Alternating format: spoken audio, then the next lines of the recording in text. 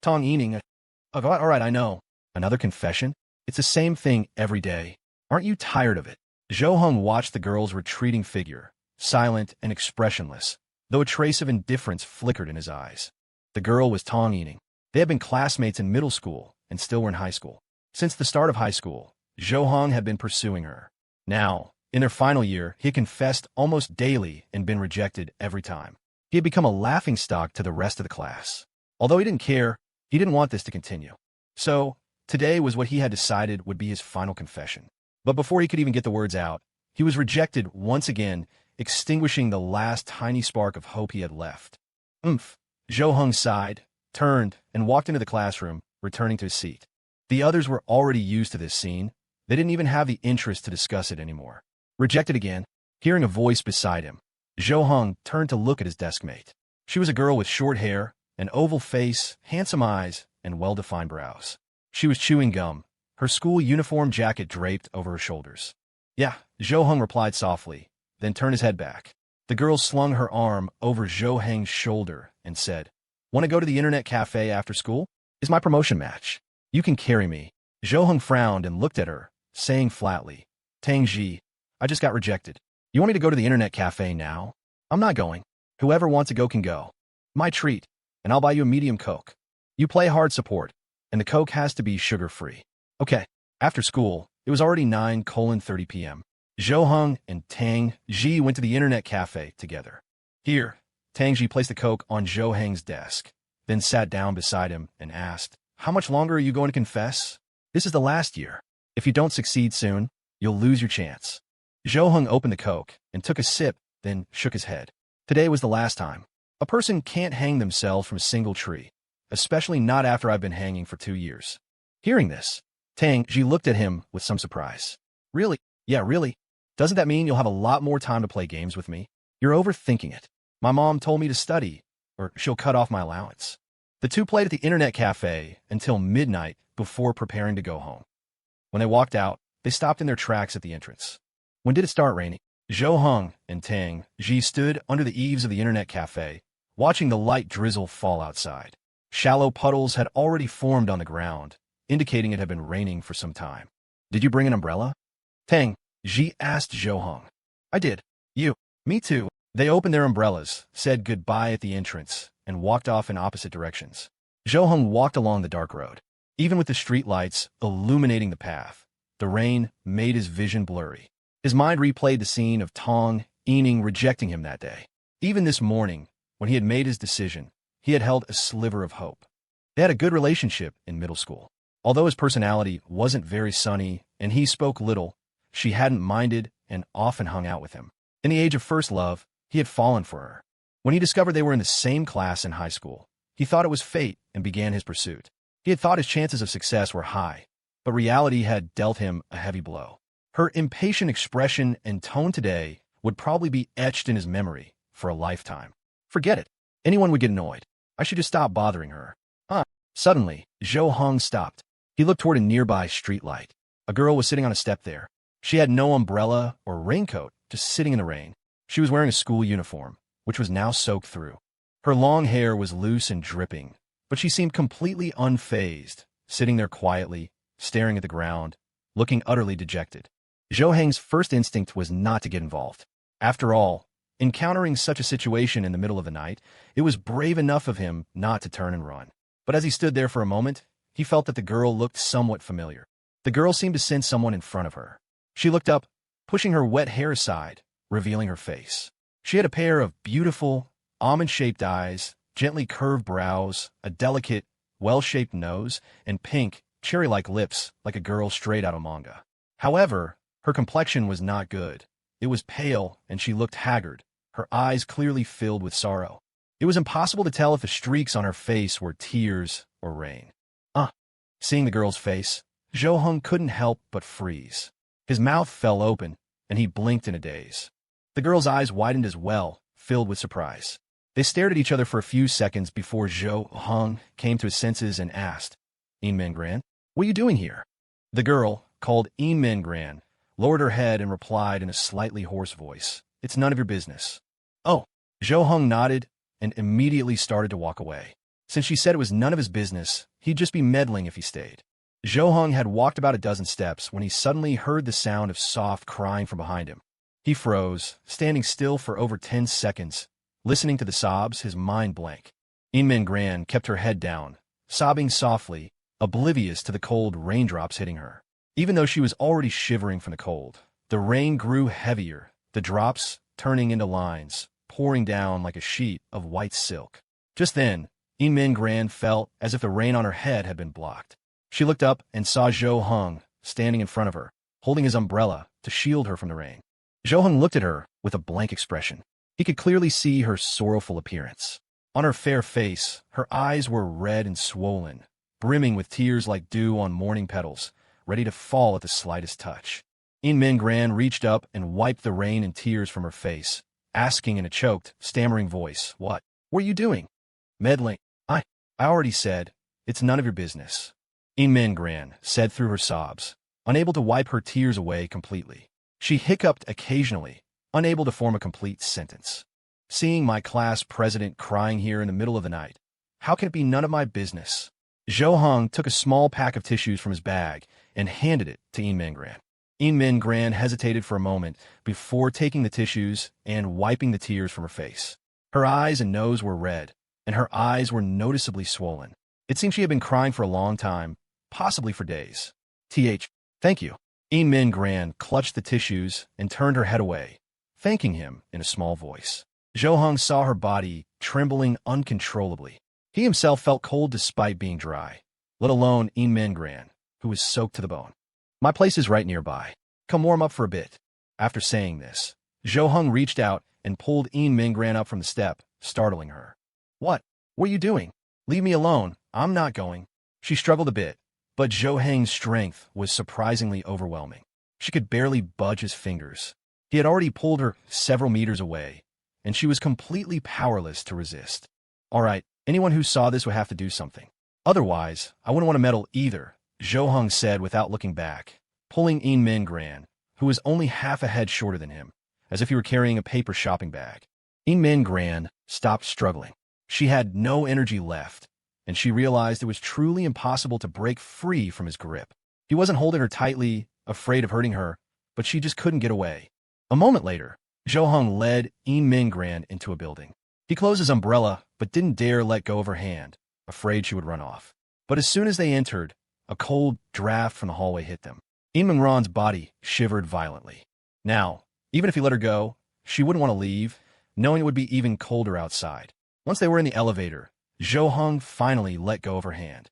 Inmen Gran stood behind him with her head down, her hands fidgeting in front of her. When the elevator reached the 6th floor, Zhou Heng stepped out and said to her, "Come on." "Oh." Inmen Gran didn't know what had come over her, but she answered instinctively and followed him. Zhou Heng opened his door and went inside. Inmen Gran stood at the entrance, motionless, looking somewhat at a loss. Zhou Heng glanced back, sighed in resignation, and reached out to pull her inside before closing the door. Bang! As the door closed, Inmen Gran felt her heart race, and a sliver of fear emerged within her. Zhou Heng walked in, tossed a pair of slippers in front of Inmen Gran, and then went into the bedroom for something. Inmen Gran stood at the door, unsure of what to do. Should she go in or turn and leave? After some thought, she took off her shoes, put on the slippers, and walked into the living room. When she entered, she had noticed that the shoe rack seemed to hold only Zhou Heng's shoes. Now, she realized it was a one-person apartment. In other words, Zhou Heng lived alone. The first thing that caught her eye in the living room was the vast amount of fitness equipment. Dumbbells, barbells, a treadmill, a stationary bike. He had everything. Now, she finally understood why Zhou Heng was so strong. He looked so slim in his clothes. You couldn't tell anything from his school uniform, so she hadn't expected him to be this powerful. The cleanliness of the living room also exceeded her expectations. Despite being full of things, everything was neat and orderly. In front of the incredibly soft-looking sofa, there was no coffee table, but a white plush rug on the floor. Inmen Gran was soaked, so she didn't dare sit there, choosing to stand where she was. After a while, Zhou Heng came out holding a set of clothes, a towel, and a hairdryer. "Here, dry yourself off and blow-dry your hair. Then change into these clothes. They're not new, but I've only worn them once. Make do with them. You can change in the bedroom." He handed her the items and then walked directly to the kitchen. Min Gran held the things, feeling even more helpless. Her mind was resisting, telling her to put the things down and leave immediately. But Zhou Heng's words felt like an irresistible command that she subconsciously had to obey. After hesitating for a moment, she decided to listen to him. She was simply too cold. Her wet clothes were clinging to her body, and the chill was unbearable. She toweled herself off briefly, then used the hairdryer on her hair. It took a full half-hour to dry her long, dripping hair. Afterward, seeing that Zhou Heng was still in the kitchen, she took the towel and clothes and went into the only bedroom. She didn't dare turn on the light, not knowing where the switch was, and closed the door, changing in the dark. Zhou Heng had given her a white velvet top and a matching pair of pants, a set of loungewear. It was the first time Min Gran had worn someone else's clothes. She could even smell a faint, pleasant scent on them. A deep blush quickly spread across her face. Her mind kept questioning herself. What am I doing right now? I actually followed a classmate home and changed into his clothes? Am I really this careless? What will happen next? Am I supposed to sleep here? Maybe I should just warm up and then leave. Click! Min Gran opened the door and walked out, just in time to see Zhou Heng emerge from the kitchen. He had brought out a small table and placed it on the rug. Then, he brought a steaming bowl of something from the kitchen and set it on the small table. Min Gran saw that it was a bowl of noodles. Eat, Zhou Heng said simply, looking at her without any further explanation. Before Min Gran could say anything, Zhou Heng brought over a glass of hot water and placed it on the small table. Hot water, and this is a fever reducer. Take it if you still feel cold or your head feels hot. This is cold medicine. Take it if your throat feels sore or you're sneezing. You can also take it as a precaution. Zhou Heng placed 2 blister packs of pills on the table. After doing all this, he moved away, keeping his distance from the sofa area. Besides saying these things, he didn't exchange another word with her. Min Gran sat at the small table, looking at the noodles, hot water, and medicine, her feelings complicated. Her hands remained motionless. Her first instinct was definitely to refuse. She and Zhou Heng weren't that close. Even as classmates, they were the type who rarely spoke to each other. And now she was in his house, wearing his clothes, and was supposed to calmly eat the food he made. How was that possible? But her body seemed to want her to accept. The feeling of hunger had taken over her brain, constantly sending signals for her to eat. She glanced to the side. Zhou Heng was sitting at another desk, holding a pen, seemingly doing his homework, completely ignoring her as if she didn't exist. Sensing her gaze, Zhou Heng stopped writing and said softly, "You're not usually this shy, are you? Go on, eat. When you're done, I'll lend you an umbrella and you can go." Since Zhou Heng had already said as much, Min Gran had no reason to refuse. She carefully picked up the chopsticks and took a small bite. A warm feeling instantly spread through her body. After that, she no longer hesitated and began to eat in large mouthfuls, though she was careful not to make any noise. 10 minutes later, Min Gran had eaten every last bite. She then drank the hot water but didn't take the medicine, feeling she was probably fine. Afterward, she stood up, took something out of the pocket of her wet clothes, walked over to Zhou Heng, and handed it to him, whispering, "Thank you." Zhou Heng looked up and saw that Min Gran was holding a 100 yuan bill. "What are you giving me money for? I don't want to owe you." Zhou Heng looked into Min Gran's eyes and saw her serious expression. She wasn't joking. He didn't take the money. Instead, he turned his head back to the test paper in front of him and muttered, "If you don't want to owe me, don't give me money. You're not that good at school, right? I don't know how to do this big problem. If you teach me, we'll be even." Zhou Heng tapped a major question on his paper with his pen. Min Gran glanced down and blurted out instinctively, "This is so easy. What's there not to know? Sorry, I'm just someone who can't even do a simple problem like this." Min Gran awkwardly closed her mouth. She then reached out and began to teach Zhou Heng how to solve the problem. Zhou Heng listened attentively, but he had to admit his brain really wasn't as sharp as hers. It took Min Gran's incredibly detailed explanation for him to finally understand. After explaining the problem, Min Gran intended to leave. Although her school uniform had been airing out under the air conditioner for a while, it was still damp, but she had no other choice. "These clothes and the umbrella.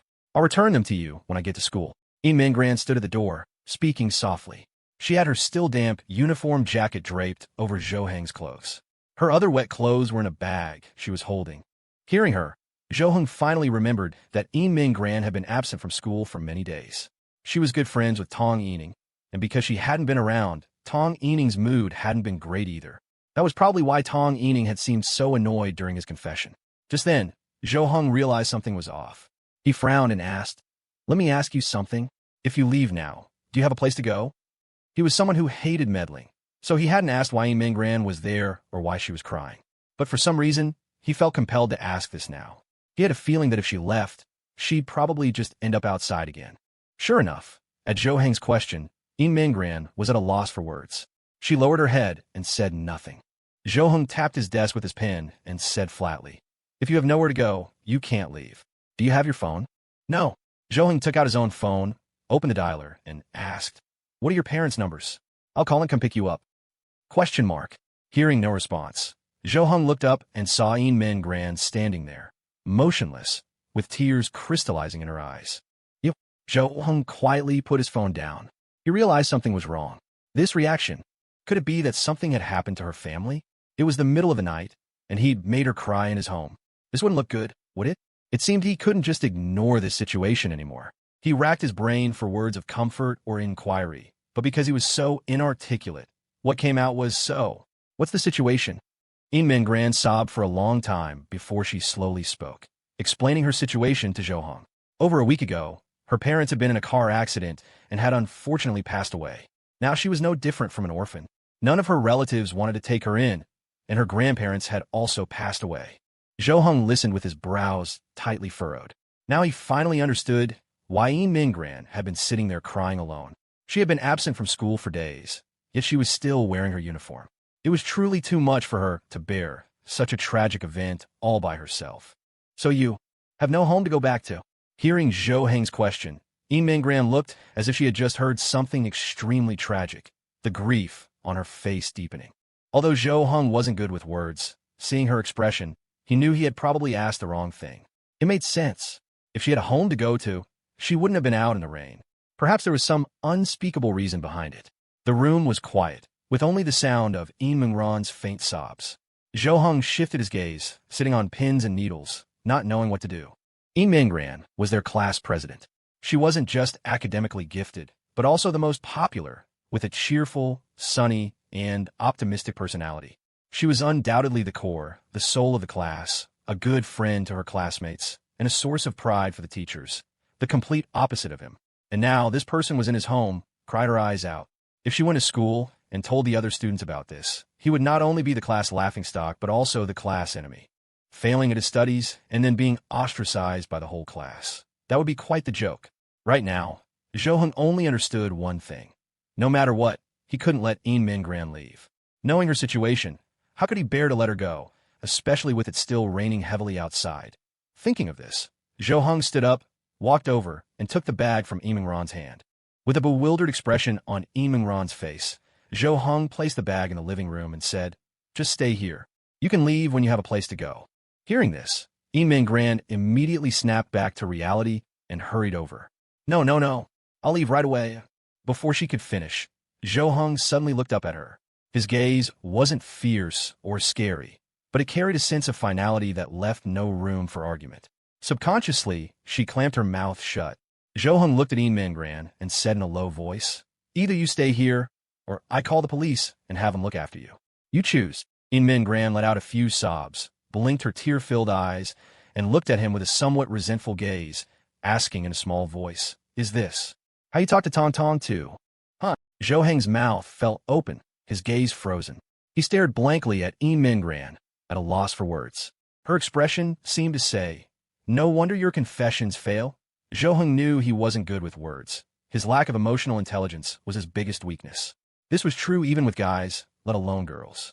Zhou Heng silently lowered his head, unable to respond, looking like a dejected puppy, completely stripped of his earlier imposing manner. "Uft." Zhou Heng looked up to see Mingran covering her mouth and laughing, her eyes crinkling, even with tears still clinging to them. Zhou Heng awkwardly smacked his lips and said, "Just stay here. I'm begging you, okay?" These were the most sincere words he could muster. He tried to force a friendly expression onto his face, but it felt wrong no matter how he tried, nearly giving himself a facial cramp. Seeing this, Mingran laughed out loud again. It was hard to tell if the tears were from crying or laughing now. Zhou Heng thought she was laughing at him mercilessly, so he turned his head away, his face full of frustration. Mingran realized she had gone too far, and her laughter gradually subsided. She stopped and said, "Okay, I agree. Thank you. But why are you helping me? There's no reason. If I have to give one, it's that I don't want my reputation in class to get any worse. Huh? Min Gran blinked in surprise. After a moment, she said, but I haven't heard any bad reputation about you in class. The only news about you is your confessions to Tong Tong. To me, that is a bad reputation. Oh, aren't you afraid Tong Tong will be upset if you say that? Whatever. It has nothing to do with me anymore. Zhou Heng shrugged, looking completely nonchalant, without a hint of emotion on his face. Min Gran was a little surprised and asked tentatively, "You don't like her anymore?" Zhou Heng shook his head. There's no point in insisting on something that gets no response. I see. That's good. Have decided to stay. Min Gran hung up her damp clothes. She sat on the sofa, not knowing what to do, looking around for a long time. She couldn't believe she had actually agreed to stay here, in a classmate's home. But this time, her impression of Zhou Heng had changed a little. She hadn't known he was this kind of person before. She glanced over at Zhou Heng and saw that he was still studying. She felt a bit of admiration. For someone who lived alone, he was so self-disciplined, both with exercise and studies. It showed his strong self-control. Tisk. After a while, Zhou Heng started running his hands through his hair, making frustrated noises. It seemed he was stuck on a problem. Min Gran stood up and slowly walked over to his side. She saw that he was indeed struggling with a problem, but the step he was struggling with was something she couldn't comprehend. At least, it was a part she considered very simple. But remembering what had just happened, she didn't dare say anything offensive. She reached out, pointed at the question on the paper, and began to explain it to Zhou Heng. Zhou Heng listened attentively, nodding from time to time. Finally, with Imran's help, he managed to solve the problem. Soon, he finished the test paper. Looking at the time, it was already past 2 in the morning. He now regretted going to the internet cafe with Tang Xi. There was hardly any time left to sleep, and he would have to get up for school in just a few hours. Zhou Heng packed up his things and looked at Min Gran, who was sitting on the sofa. You sleep in the bedroom. I'll take the sofa. Though his EQ was lacking, he at least knew he shouldn't let a girl sleep on the sofa. But Min Gran repeatedly refused. She was already so grateful to Zhou Heng for letting her stay. How could she possibly have the nerve to sleep in the bedroom while he slept on the sofa? No, I can just sleep on the sofa. It's fine. No way. This sofa isn't comfortable for sleeping. You take the bedroom. Zhou Heng was also quite firm. He knew the sofa was not suitable for sleeping. It was easy to fall off and uncomfortable. Then that's even more reason I can't let you sleep on it. You're bigger than me. Wouldn't it be even more uncomfortable for you? All right, this is my house, so just listen to me. It's precisely because it's your house and you're the host that I, the guest, can't sleep in the bedroom. The two of them went back and forth like this, arguing from the living room to the bedroom. Zhou Heng turned on the bedroom light, and only then did Min Gran see what the room looked like. It was clean and tidy, not at all like the bedroom of a boy living alone. And the bed was very big, more than enough for 2 people.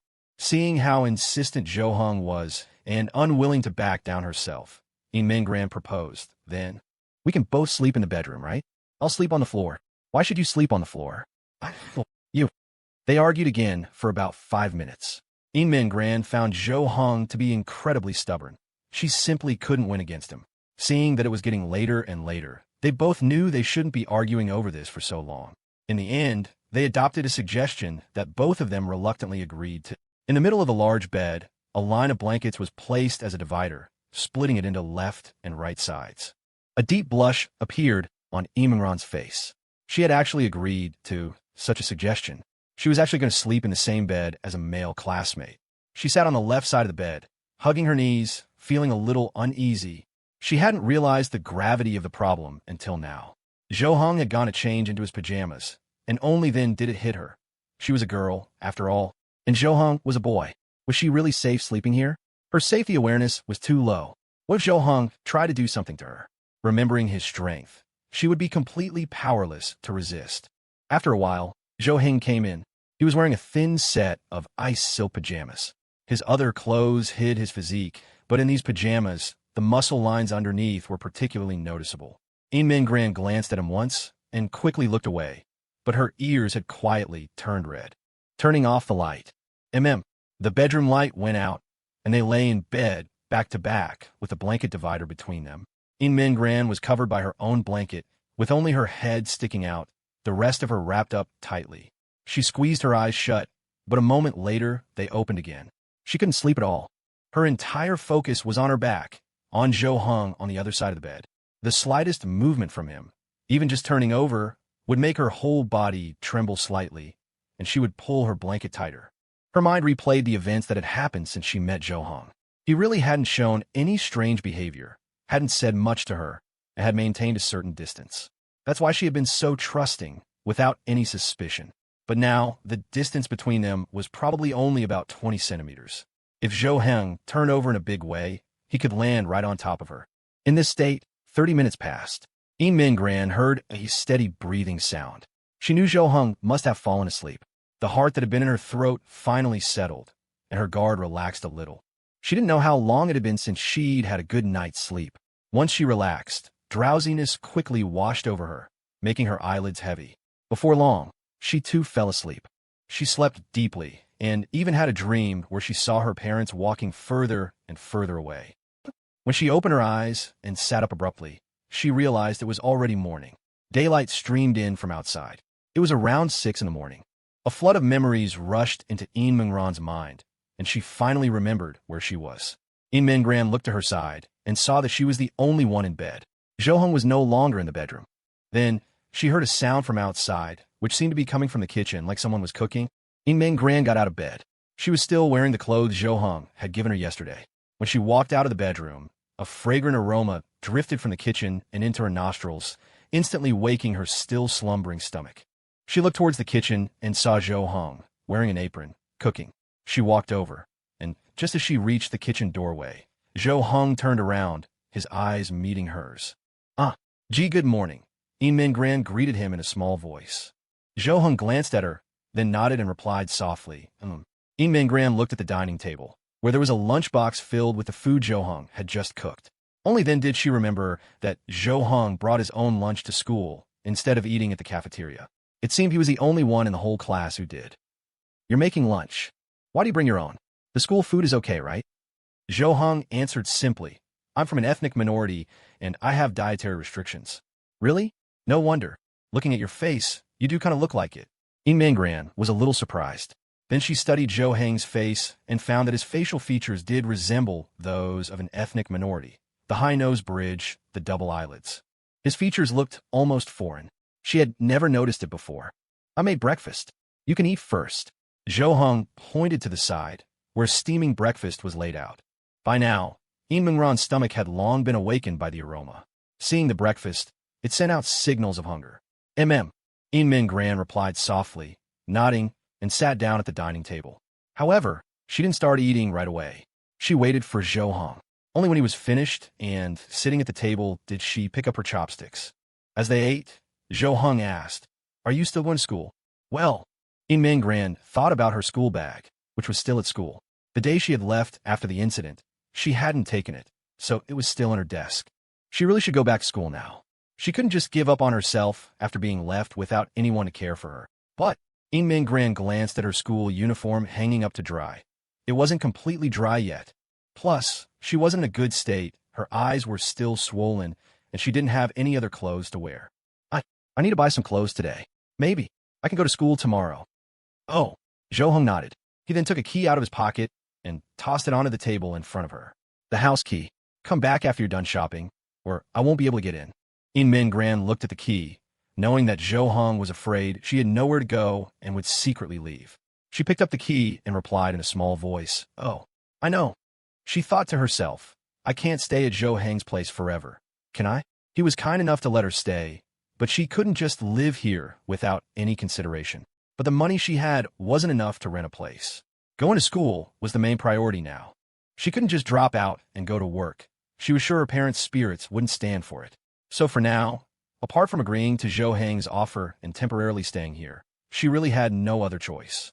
As for her good friend Tong Yining, she couldn't possibly trouble her and her parents. Zhou Heng's place, since he lived alone, was a more suitable option. After breakfast, Zhou Heng packed his things and left in a hurry. He didn't give Min Gran any instructions before he left. Min Gran looked at the empty house and couldn't help but sigh. This Zhou Heng is really trusting, letting me stay in his home alone. Min Gran decided to help Zhou Heng tidy up the house. Since she was staying here temporarily, she should at least do something. After cleaning, she would go out to buy clothes and maybe take a shower and freshen up. She first went to the bedroom to make the bed and open the windows for ventilation.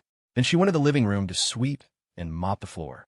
When she reached Zhou Heng's fitness area and saw the dumbbells, she felt a headache coming on. She had to move these things first to clean. So she rolled up her sleeves, walked over, grasped the dumbbell bar with both hands, and took a deep breath. 1, 2, 3. Ugh. Min Gran moved the dumbbell aside, her face red from the effort. It's so heavy. How is Zhou Heng so strong? If only I'd known, I would have had him join the tug-of-war competition last year. As a class president, thinking about these things had become a habit, which was another reason she had to go back to school. Min Gran spent 20 minutes cleaning. As she was wiping a cabinet, her eyes caught something in a corner next to it. It was a cardboard box. Inside the box were many papers that looked like letters and some small boxes. She crouched down, took out one of the papers, and glanced at the contents. A look of surprise flashed in her eyes. Are these the love letters and gifts Zhou Heng wrote and bought for Tong Tong? The class president has been gone for so long. Is she okay? TSK, I don't know. I can't get in touch with Ran either. I'm really worried about her, and I don't even know where she lives. Maybe we should ask the teacher? Ask if the teacher has her family's number. As Zhou Heng approached the school, he heard people talking just outside the classroom. The voices grew closer, and one of them was all too familiar. It was Tong Yining. Just as Zhou Heng was about to enter the classroom, Tong Yining and another girl were walking out. The three of them met at the doorway. Tong Yining had beautiful, dark hair and very delicate features, Zhou Heng's type. At least, that was true until yesterday. Oh ho! The other girl saw Zhou Heng and instinctively glanced at Tong Yining, her eyes wide with excitement. After all, the whole class knew about Zhou Heng and Tong Yining. Now that they'd met, Zhou Heng was 100% going to confess to Tong Yining again. As a front-row spectator, the chance to see Zhou Heng get heartlessly rejected was, of course, very exciting for her. When Tong Yining saw Zhou Heng, a flash of impatience crossed her face, and her delicate brows furrowed slightly. In her mind, she also expected Zhou Heng to confess. He followed her wherever she went, the kind you couldn't shake off. She thought to herself that if they hadn't been classmates for so many years, she would have lost her temper long ago. Anyway, it was the same thing every day, and she was used to it. Seeing Zhou Heng open his mouth to speak, Tong Yining spoke first, cutting him off. Zhou Heng already said, "Can you please not bother? Can you move aside?" Tong Yining's words were instantly shot back at her. Her mouth hung slightly open, her eyes widened, and it felt as if a bone was stuck in her throat, leaving her speechless. Tong Yining didn't react, but the girl next to her did, stepping aside. Zhou Heng walked straight past, leaving Tong Yining standing there, blinking dumbfounded. The other girl craned her neck, carefully looking at Tong Yining's profile. Tong Tong, are you okay? Huh? Me? What would be wrong with me? Seriously, it's a good thing you didn't bother me. Tong Yining snapped back to reality and quickly explained, but her eyes inadvertently glanced towards Zhou Heng inside the classroom. Her heart was beating a little fast, and her mind was filled with question marks. She didn't understand what was wrong with Zhou Heng. It seemed he wasn't quite his usual self. Zhou Heng walked to his seat and sat down. His desk mate, Tang Xi, was spinning a pen, looking very bored. When Zhou Heng sat down, she tossed him a piece of gum. Zhou Heng didn't say anything, just took it and opened it. The guild is rating tonight. You getting on? No, the monthly exams are coming up.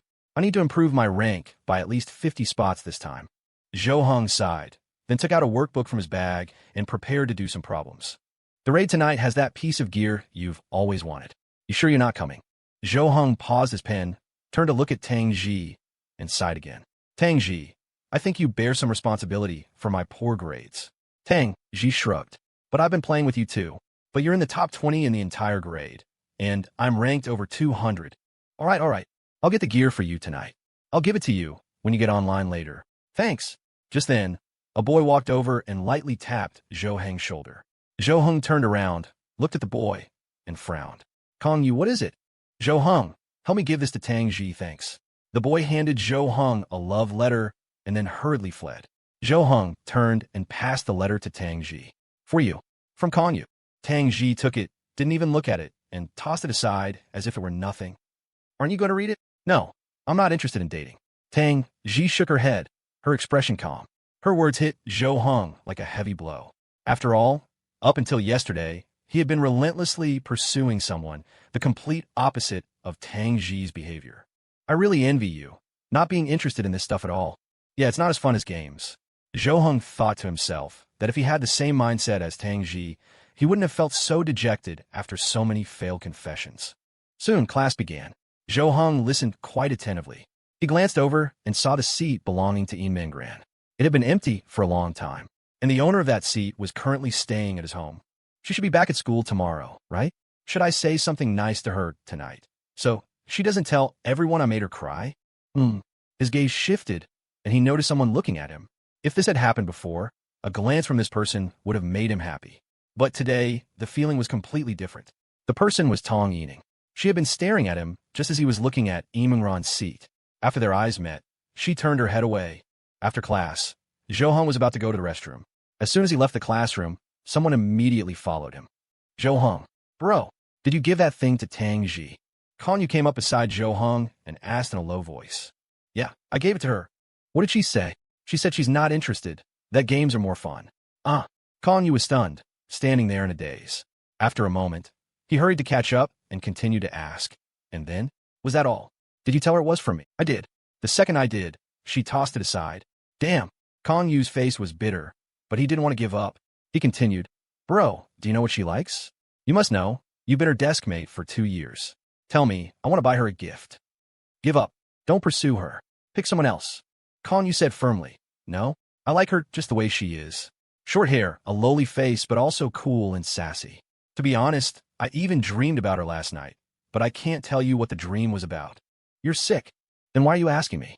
Go ask someone else. Dude, you're her desk mate, and you have experience pursuing people, even though you've been at it for 2 years and still.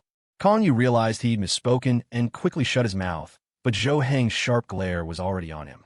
He turned around, slapped Kanyu hard on the shoulder, making him wince in pain, though he didn't dare make a sound. Get her a 4090 graphics card for her computer. Use that as the standard for your gifts. During lunchtime, students could eat in the cafeteria or buy food and bring it back to the classroom. Zhou Heng had brought his own homemade lunch in an insulated container. If it got cold, he could ask the cafeteria staff to heat it up. Tang Xi, on the other hand, had bought her meal from the cafeteria and returned to the classroom to eat. Hey, bro, let's eat together. We can continue our conversation from this morning. Just then, Kanyu brought his lunch over to the seat in front of Zhou Heng, turned his chair around, and placed his lunch on Zhou Heng's desk. The conversation from this morning? Oh, you mean about Pursue Games? We were talking about games this morning. Did you forget? Kanyu quickly interrupted Zhou Heng in a loud voice, glancing over at Tang Xi, who was paying them no mind. Tang Xi leaned over and looked at Zhou Heng's lunchbox, her eyes lighting up. She pointed with her chopsticks and said, I want that sunny-side-up egg. I knew you'd want it as soon as you saw it. I should have hidden it under the rice. Zhou Heng said with resignation as he used his chopsticks to give the egg to Tang Xi. After eating it, she nodded in satisfaction. Zhou Heng looked at the stunned Kanyu and said, All right, you can continue talking about games now. All right, games. What games do you guys play? Zhou Heng and Tang Xi exchanged a look. We play everything. Just then, Tang Xi looked at Zhou Heng and said, Did you watch last week's match? I knew that team would lose. They played so badly in those 2 games. Zhou Heng nodded and added, Honestly, their jungler is terrible. You could tell from those few ganks. He doesn't keep track of flashes at all, and his AoE ULT was garbage. The AD carry was mediocre too. His damage output was too low. I can't understand why he didn't use his BKB in that last team fight. Wait. Kanyu, seeing that he couldn't get a word in edgewise and had no idea what they were talking about, quickly stopped them. Otherwise, he'd just be sitting there like he was invisible. Kanyu asked in a small voice, Do you guys play any card games? Tang Xi nodded. Yeah. Then she looked at Zhou Heng again. Did you see the new OTK deck that just appeared on the ladder? I saw it. Honestly, I was a bit surprised. I didn't expect a combo like that. The opponent's kill threat is so fast. After Zhou Heng finished, he saw that Kanyu had wilted again. He looked at him and asked, So what card game do you play? Fight the landlord. That's a playing card game. Sorry. Kanyu lowered his head and focused on eating, not saying another word. His biggest mistake was trying to cater to her interests by talking about games. He had thought, what kind of games could a little girl possibly play? Casual puzzle games? Dating sims? Even if he hadn't played them, he could just agree with a few things. His mind was still stuck in the phase where girls played dress-up games. He never expected to come here only to be humiliated. It seemed he would have to go home and seriously practice his gaming. Tong. Tianrun. What is it? Tong Yining came back to her senses and looked at the girl in front of her, still seeming a bit dazed. What's wrong with you? You seem distracted. Me? Distracted? No way. Tianrun pointed at Tong Yining's food. Tong Yining looked down and saw that she had, without realizing it, been mashing her rice grain by grain with her chopsticks, as if she was just playing with it. It's just that the monthly exams are coming up, and I'm a little stressed. No way. You're stressed about exams? Your grades are pretty good, aren't they? Even Ran, who's first in the class, worries about exams, let alone me. The class president is an exception. After all, she's maintained first place for 2 years. If she were to drop, she'd probably be very disappointed. I just don't know what will happen this time, or if she'll be able to come back to school before the exams. Yeah. Tong Yining nodded and continued to poke at her rice. She couldn't figure out what she was really thinking about. Was it really the exams? It didn't seem like it. Tianrun gently patted Tong Yining's arm and comforted her. All right, don't worry. Your grades are nothing to worry about. The person who really needs to worry is someone like Zhou Heng. Zhou Heng. Tong Yining's gaze instinctively drifted towards Zhou Heng's group. She saw him eating and chatting with Tang Xi and Kong Yu. In the past, if she looked his way, he would definitely be looking back at her, and their eyes would meet. But now, she had been staring at them for over 10 seconds, and Zhou Heng hadn't once looked in her direction. Something's not right. Very not right. Tong Yining's brow furrowed slightly as she muttered to herself, applying more pressure with her hand, crushing the rice grains flat. In the afternoon, during study hall, Zhou Heng was working on problems, occasionally scratching his head and frowning. He looked at the test paper in front of him, the dense text nearly putting him to sleep. Zhou Heng studying? This is so not right. When Tong Yining saw Zhou Heng seriously working on problems, she was bewildered. Study hall was usually his nap time. Why was he studying today? Had the sun risen from the west? The undeterred Kong Yu once again came over to Zhou Heng and Tang Xi's area with a test paper. Tang Xi, I don't get this problem. Can you teach me? Tang Xi looked up, glanced at Kong Yu, then looked back down. If you don't get it, go ask the teacher. Why are you asking me? Zhou Heng looked up and took the paper. I know this one. I'll show you how to do it. Yesterday, I just learned it yesterday. Before Zhou Heng could teach him, Kong Yu snatched the paper back and whispered in Zhou Heng's ear, Don't cause trouble. Do you know the saying, the drinker's heart is not in the wine? Zhou Heng, who had been eager to test his learning, instantly had his enthusiasm doused by Kong Yu. His brows furrowed tightly, and he said flatly, I only know that if you come over here again with nothing better to do, I'll kick you out, believe it or not. Kong Yu was about to say something when he saw Tang Xi shoot him a cold look from the side. He swallowed and quickly left. Although he claimed to like Tang Xi's attitude, facing it directly was still a bit intimidating.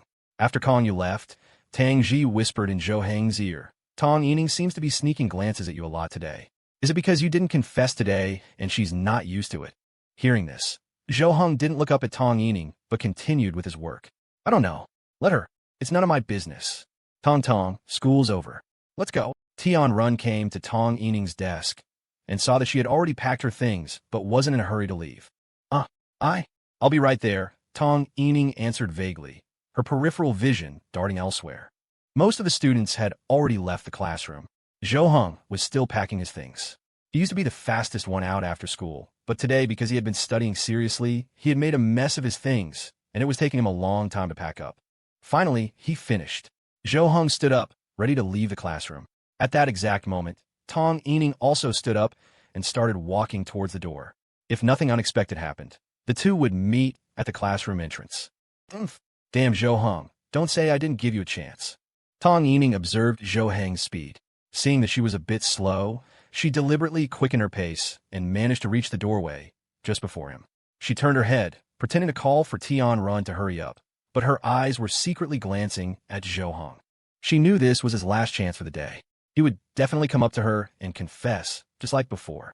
And to punish him for being so late today, Tong Yining decided she would reject him cruelly, even more mercilessly than usual. Zhou Heng was looking down at his phone and didn't even notice Tong Yining standing at the doorway. Just like that, he walked straight past her, without a single glance up, perfectly missing her. Tong Yining froze as if turned to stone, her eyes filled with disbelief, her mouth agape. She couldn't believe it. Had Zhou Heng not seen her? Was it intentional or an accident? Tong Yining stood at the door, watching Zhou Heng's retreating figure, not once looking back. Her mood instantly plummeted. She had kindly created an opportunity for him, and he didn't even take it? This made her look like an idiot. Excuse me. Just then, Tong Yining heard a voice behind her. She instinctively moved aside and looked back to see that it was Tang Xi. As Zhou Heng's deskmate, she didn't know this person well. Even after 2 years as classmates, they had barely spoken. She only knew that Tang Xi's grades were good and that she sometimes saw her leaving school with Zhou Heng. But Tong Yining had no idea where they went. Could Zhou Heng be with Tang Xi? An involuntary thought popped into Tong Yining's mind. But then she felt it didn't make sense. Zhou Heng had left right after school without waiting for Tang Xi. They didn't seem very close, did they? And they had been deskmates for over 2 years. If they were going to get together, it should have happened long ago. Why would he have spent so much time pursuing her? Tong, what are you doing? Let's go. Tian Run, who had already left the classroom, saw Tong Yining still standing there, lost in thought, as if she were sleepwalking. Tong Yining looked at Tian Run and asked, Arun, don't you think Zhou Heng was a bit strange today? No, I think you were the one who was a bit strange today. By now, Zhou Heng was already on his way home. On the way, he saw the step where he had found Yin Mingran yesterday. I should have gotten her number. Was she really left? That was my only key. But I think she said she didn't have her phone. Zhou Heng returned home, stood at his door, and knocked. Knock, knock. A moment later, he heard footsteps inside and let out a sigh of relief. Click, the door opened, and Zhou Heng saw that it was Yin Mingran who had opened it.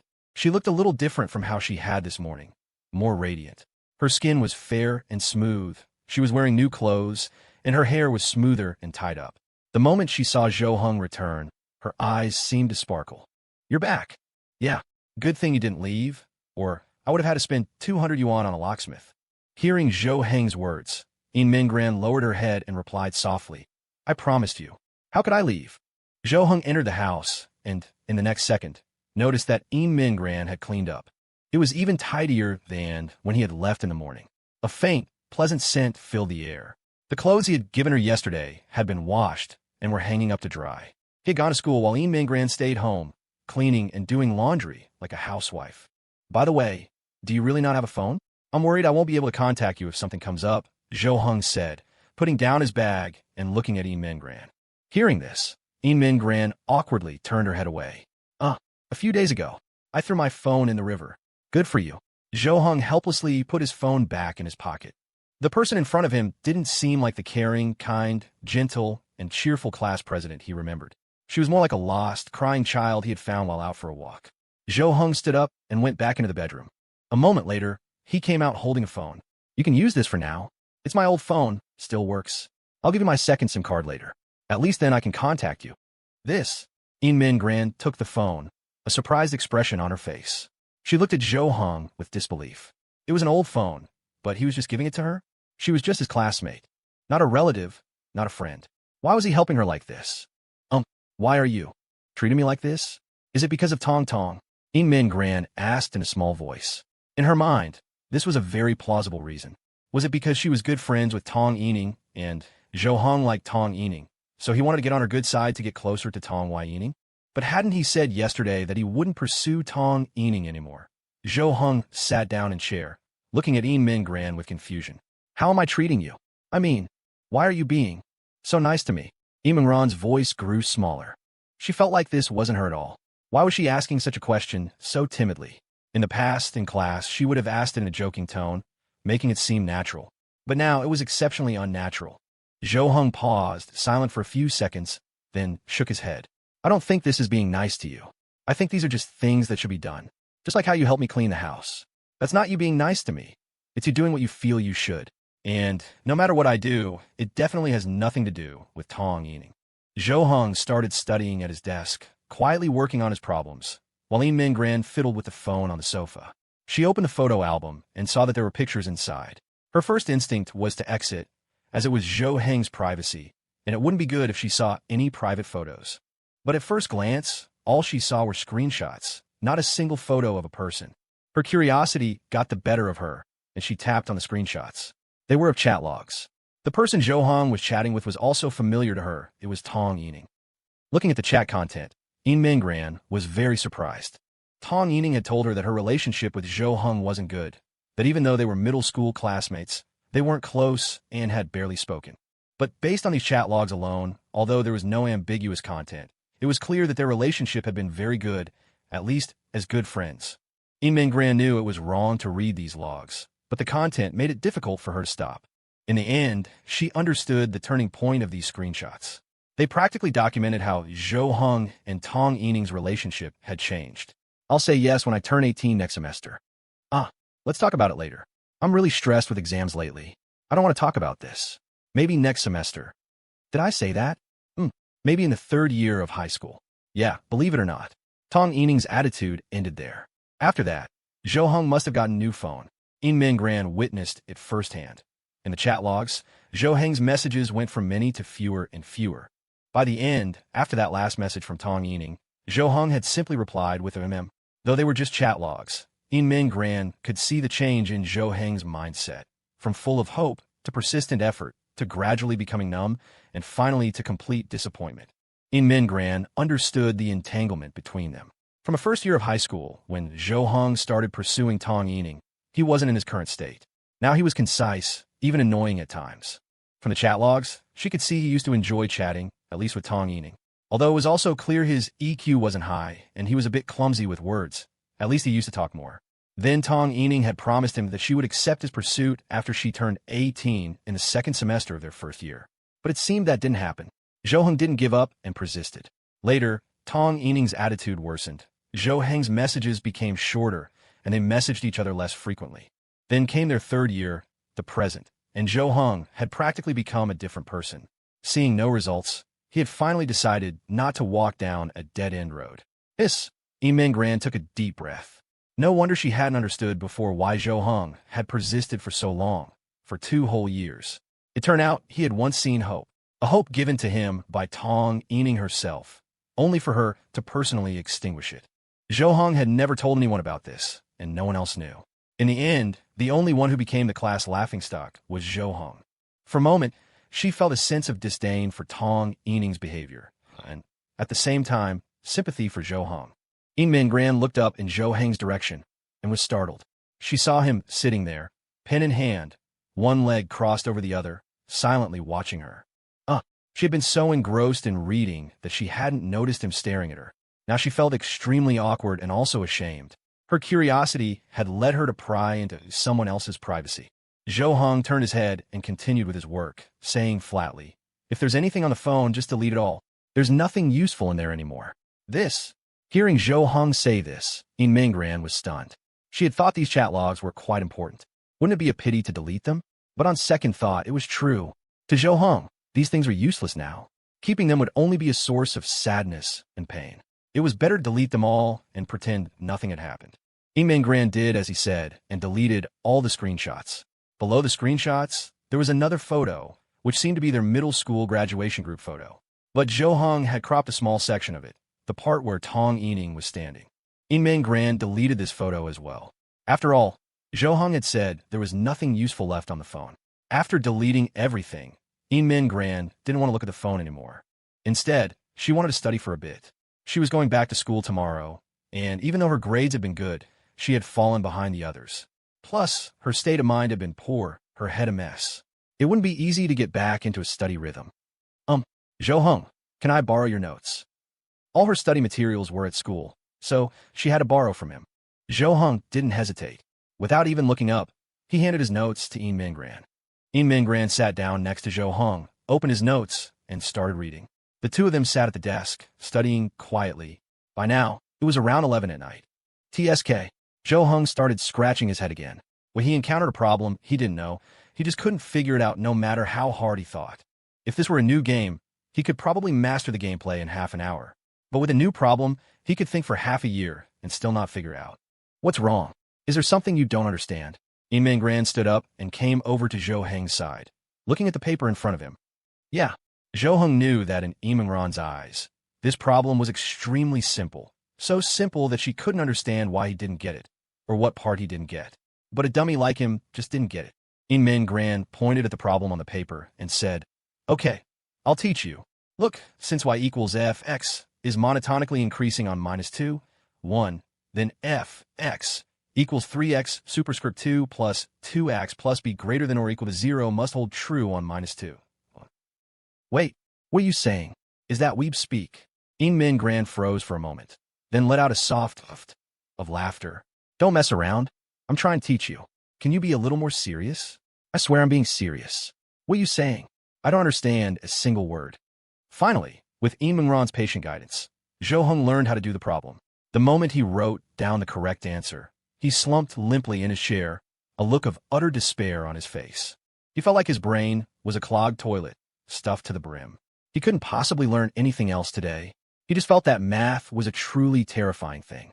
In a game, it would be at least a T0 level boss, the kind where it feels normal to lose, but if you win, you feel like a total badass. Seeing Zhou Heng's exhausted state, Yin Min Gran covered her mouth and couldn't stop giggling. Zhou Heng glanced at her, but didn't say anything.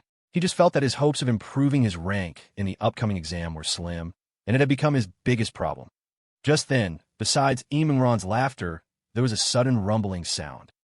Yin Mingran's laughter stopped abruptly, frozen on her face. That rumbling sound was her stomach growling. Zhou Heng looked at Yin Min Gran with confusion. Did you have dinner? A faint blush appeared on Yin Mingran's cheeks. She stammered, well, no. In reality, she hadn't eaten all day, except for the breakfast Zhou Heng had made. In between, she had gone out to buy things and take a shower, which had drained her energy. By the time she realized she should eat, it was almost time for school to let out. Worried that eating out would take too long, she had decided to skip it. Now, in the middle of the night, her stomach was starting to protest. Zhou Heng let out a heavy sigh through his nose, then stood up and walked towards the kitchen. Wait here! Seeing that Zhou Heng was going to cook for her, Yin Min Gran quickly waved her hands and tried to persuade him. No. You don't have to bother. I don't need to eat. It's too late. Let's just forget it. I can't let you go hungry here, was his only reply before he stepped into the kitchen and closed the door. She had already experienced Zhou Heng's stubbornness yesterday, so she knew that no amount of persuasion would work. She sat where she was, her head slightly bowed, staring at the table and pursing her lips, her mind a blank. But no matter what she thought, the hunger in her stomach was impossible to ignore. After a while, the sizzling sound of food hitting a pan came from the kitchen, followed by a fragrant aroma. She had eaten a bowl of noodles he made yesterday and the breakfast he made this morning. Although they were simple meals, she could tell they were delicious. She could feel that Zhou Heng was a very good cook. 10 minutes later, the kitchen light went out. Zhou Heng came out holding a plate of steaming hot fried rice. Here, eat. He pushed the plate in front of Yin Min Gran and said softly. Yin Min Gran didn't refuse any further. Having not eaten all day, she couldn't control herself at the sight of the fragrant fried rice. Thank you. After a quiet word of thanks, Yin Min Gran began to eat. She ate in small bites, and even though she was starving, she didn't wolf it down. However, she ate one mouthful after another without stopping until the entire plate was empty. After she finished, Yin Min Gran quickly stood up and went to the kitchen to wash the plate. She realized that Zhou Heng's cooking was truly delicious. It would be a wonderful thing to be able to eat it every day, or maybe even bring his packed lunches to school. Yin Min Gran snapped out of it and quickly pushed the thought away. She was only staying here temporarily. Once she was stable, she would definitely have to leave. She couldn't possibly live here forever. When she left, she planned to pay Zhou Heng rent. She couldn't just live here for free, eating his food and using his things. That wasn't her style. After leaving the kitchen, Yin Min Gran looked ahead and froze. She saw Zhou Heng standing by the cabinet, staring intently at the cardboard box next to it. It was the box of love letters and gifts he had bought for Tong Yining, the one she had seen this morning. Although she hadn't looked through all of them, she hadn't put it back exactly as it was. It seemed she had just left it there after looking. Sure enough, when Zhou Heng saw Yin Min Gran, he asked, "Did you see it?" Yin Min Gran shivered, feeling as if she knew too much and was about to be silenced. No. Well, okay, I saw it. But I didn't open and read every single one. I only saw one letter. Zhou Heng picked up one, glanced at it, and tossed it back into the box, muttering, "It doesn't matter if you saw it. It's all extremely ridiculous anyway. Perfect for a laugh. I'm planning to throw all this out tomorrow morning." You. Are you really going to throw it away? Is there anything more worthless than returned love letters and gifts? It's just a pile of trash. Zhou Heng looked at the box of love letters, his eyes growing deep, his gaze filled with disappointment. Yin Min Gran saw this clearly, and her heart filled with even more sympathy for him. She knew that in his heart, Zhou Heng must have imagined what it would be like to be with Tong Yining. But that was In the end, an unfulfilled fantasy. Zhou Heng took a roll of tape, sealed the box, and placed it by the door with the other trash to be thrown out in the morning. Then he turned around, his expression changed, the disappointed look completely gone. He went to the bathroom to wash up. Even Mingran was a little surprised at how quickly his mood had shifted. But on second thought, perhaps it was because he had endured so much that he could let go so easily now. In the past 2 years, he had probably struggled with this countless times in his heart, so now he no longer dwelled on it. Soon, it was midnight. It was time for the part of the night that worried Mingran the most, sleeping. Turning off the light.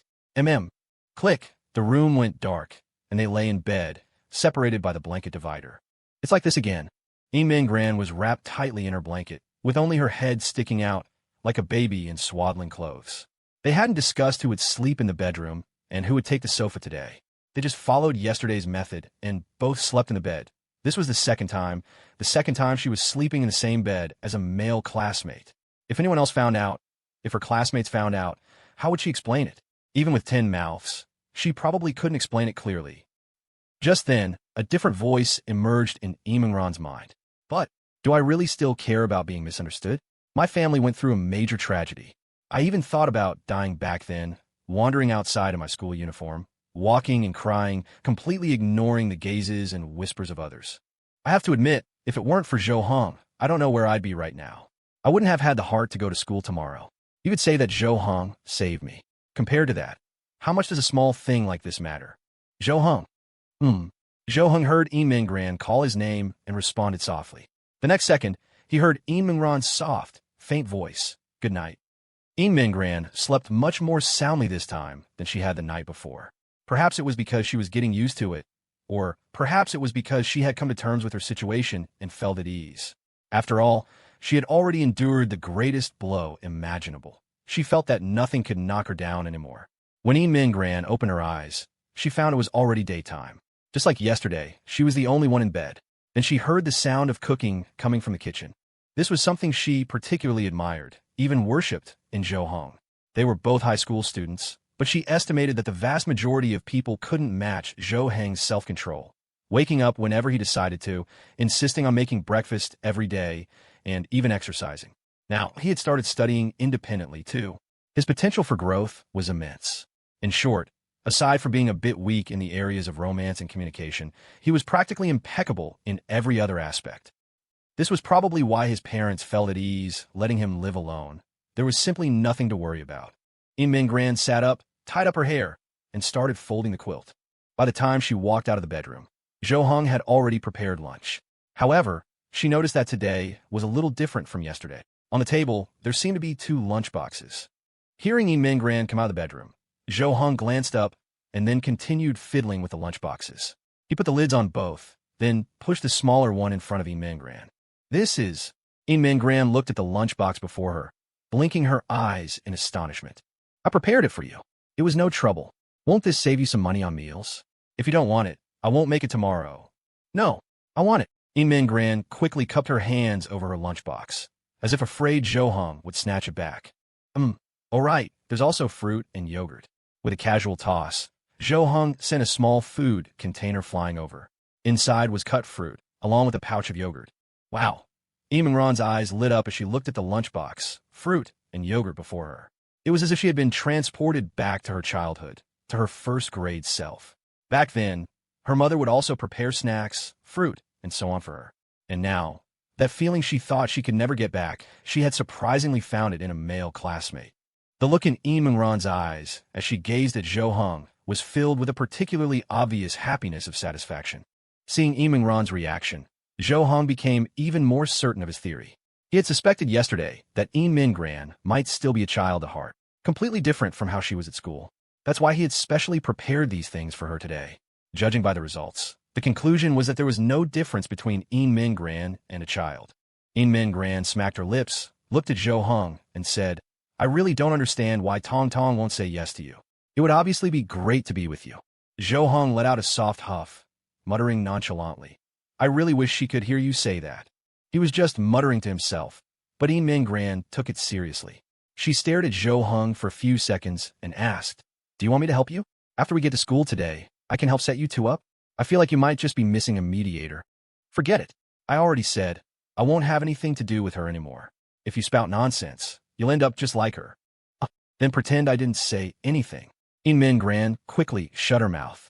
Seeing that Zhou Heng was serious, she didn't dare bring it up again.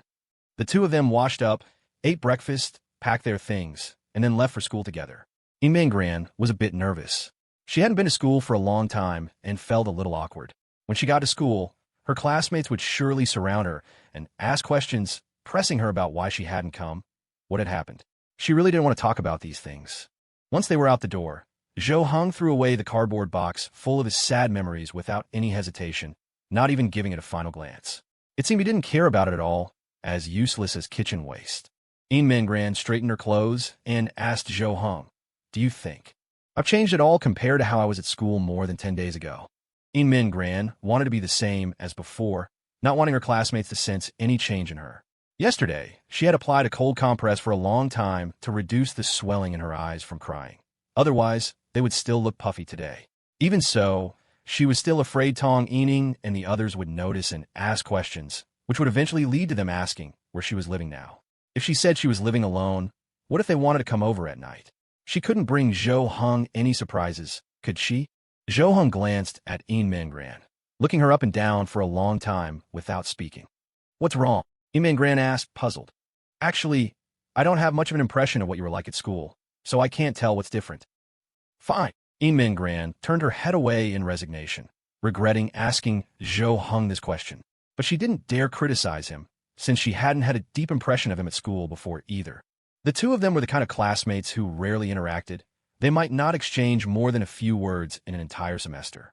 On the way, the two also maintained a certain distance, so it wasn't obvious they were going to school together. At the school gate, In Gran took a deep breath to calm herself. She had even mentally rehearsed how she would face her classmates. "Hey, class president." Just then, she heard a voice. Turning around, she saw several classmates behind her. In Gran raised her hand and said softly, "Ah, long time no see. It really is the class president. She came to school. We missed you so much. Why did you suddenly stop coming? We were so worried." Several people quickly walked up and surrounded In Gran, completely ignoring Zhou Heng, who was right beside her. And Zhou Heng didn't mind either, walking straight ahead. In Gran dealt with the classmates around her. People were chattering all at once, and she didn't know what to do. But seeing her classmates were still so enthusiastic towards her, she wasn't as worried anymore. Just then, In Gran saw a girl approach Zhou Heng, who was walking ahead. "Here." Zhou Heng caught the piece of gum Tang Xi threw to him with one hand and popped it in his mouth, asking softly, "How'd it go?" "Got it. A high-grade one. Nice. I'll trade you for it later. I'll treat you to some internet cafe time another day." The two walked very close. In Gran saw it all. Even she and Zhou Heng didn't walk that close. They still maintained a distance. Their conversation was also quite natural. It was the first time she had seen Zhou Heng chat so smoothly, sentence by sentence. It was as if In Gran couldn't hear what the people around her were saying. Her eyes were fixed on the two people ahead. "Is that Zhou Heng's deskmate, Tang Xi?" Ran, you're finally here. I was so worried about you. What on earth happened?" The moment Tong Yining saw In Gran, she immediately ran over and gave her a hug, looking as if she had found a long-lost relative. I had some family matters, so I couldn't come," In Gran replied, but her gaze drifted towards Zhou Heng and the others. Most of the class had gathered around In Gran, with only Zhou Heng and his group sitting in their own seats. In Gran saw Zhou Heng and Tang Xi chatting incessantly about something. Where did they find so much to talk about? She lived in Zhou Heng's house, and he didn't even talk that much to her. "Class president, the teacher wants to see you in the office." "Okay." In Gran stood up, preparing to go to the teacher's office. Before leaving, her eyes were fixed on Zhou Heng's direction, but she didn't see him glance at her even once. After walking out, In Gran felt a strange mood creeping in. It was perfectly normal for Zhou Heng to chat with his deskmate. Why did she feel so unbalanced? Was it just because Zhou Heng hadn't said that much to her? But that was normal too. She and Zhou Heng weren't close before. In Gran's mind was racing with wild thoughts, and she didn't see the person in front of her. Bang! In Gran bumped into the person, quickly taking a step back and saying, "I'm sorry. In Gran, you're back at school." In Gran looked up and saw the boy in front of her, his face lit with a pleasant surprise. "Lu Yunxi." "Yeah, these past few days, I had some family matters." The boy in front of her was tall, the class's sports committee member. In the first few days after she left school, he seemed to have frequently sent her messages asking how she was, though she hadn't replied to any of them, right up until she threw her phone into the river. Are you okay? You don't seem to be in a good state. Liu Yinshua lowered his head, moving closer to Yimingran's face as if trying to read something from it.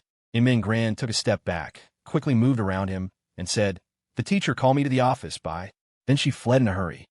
Liu Yinshua looked back at Yimingran's departing figure, the corners of his mouth turning up slightly in a smile. What could they be talking about? Would Zhou Heng tell Tang Xi about me staying at his house? I didn't know much about Tang Xi before. She seemed pretty quiet and didn't respond very enthusiastically when you talked to her. Is it because their personalities are similar, so they have things to talk about? Tang Xi's grades are really good. If Zhou Heng has a problem he can't solve, he'd ask her, right? Yimingran called out.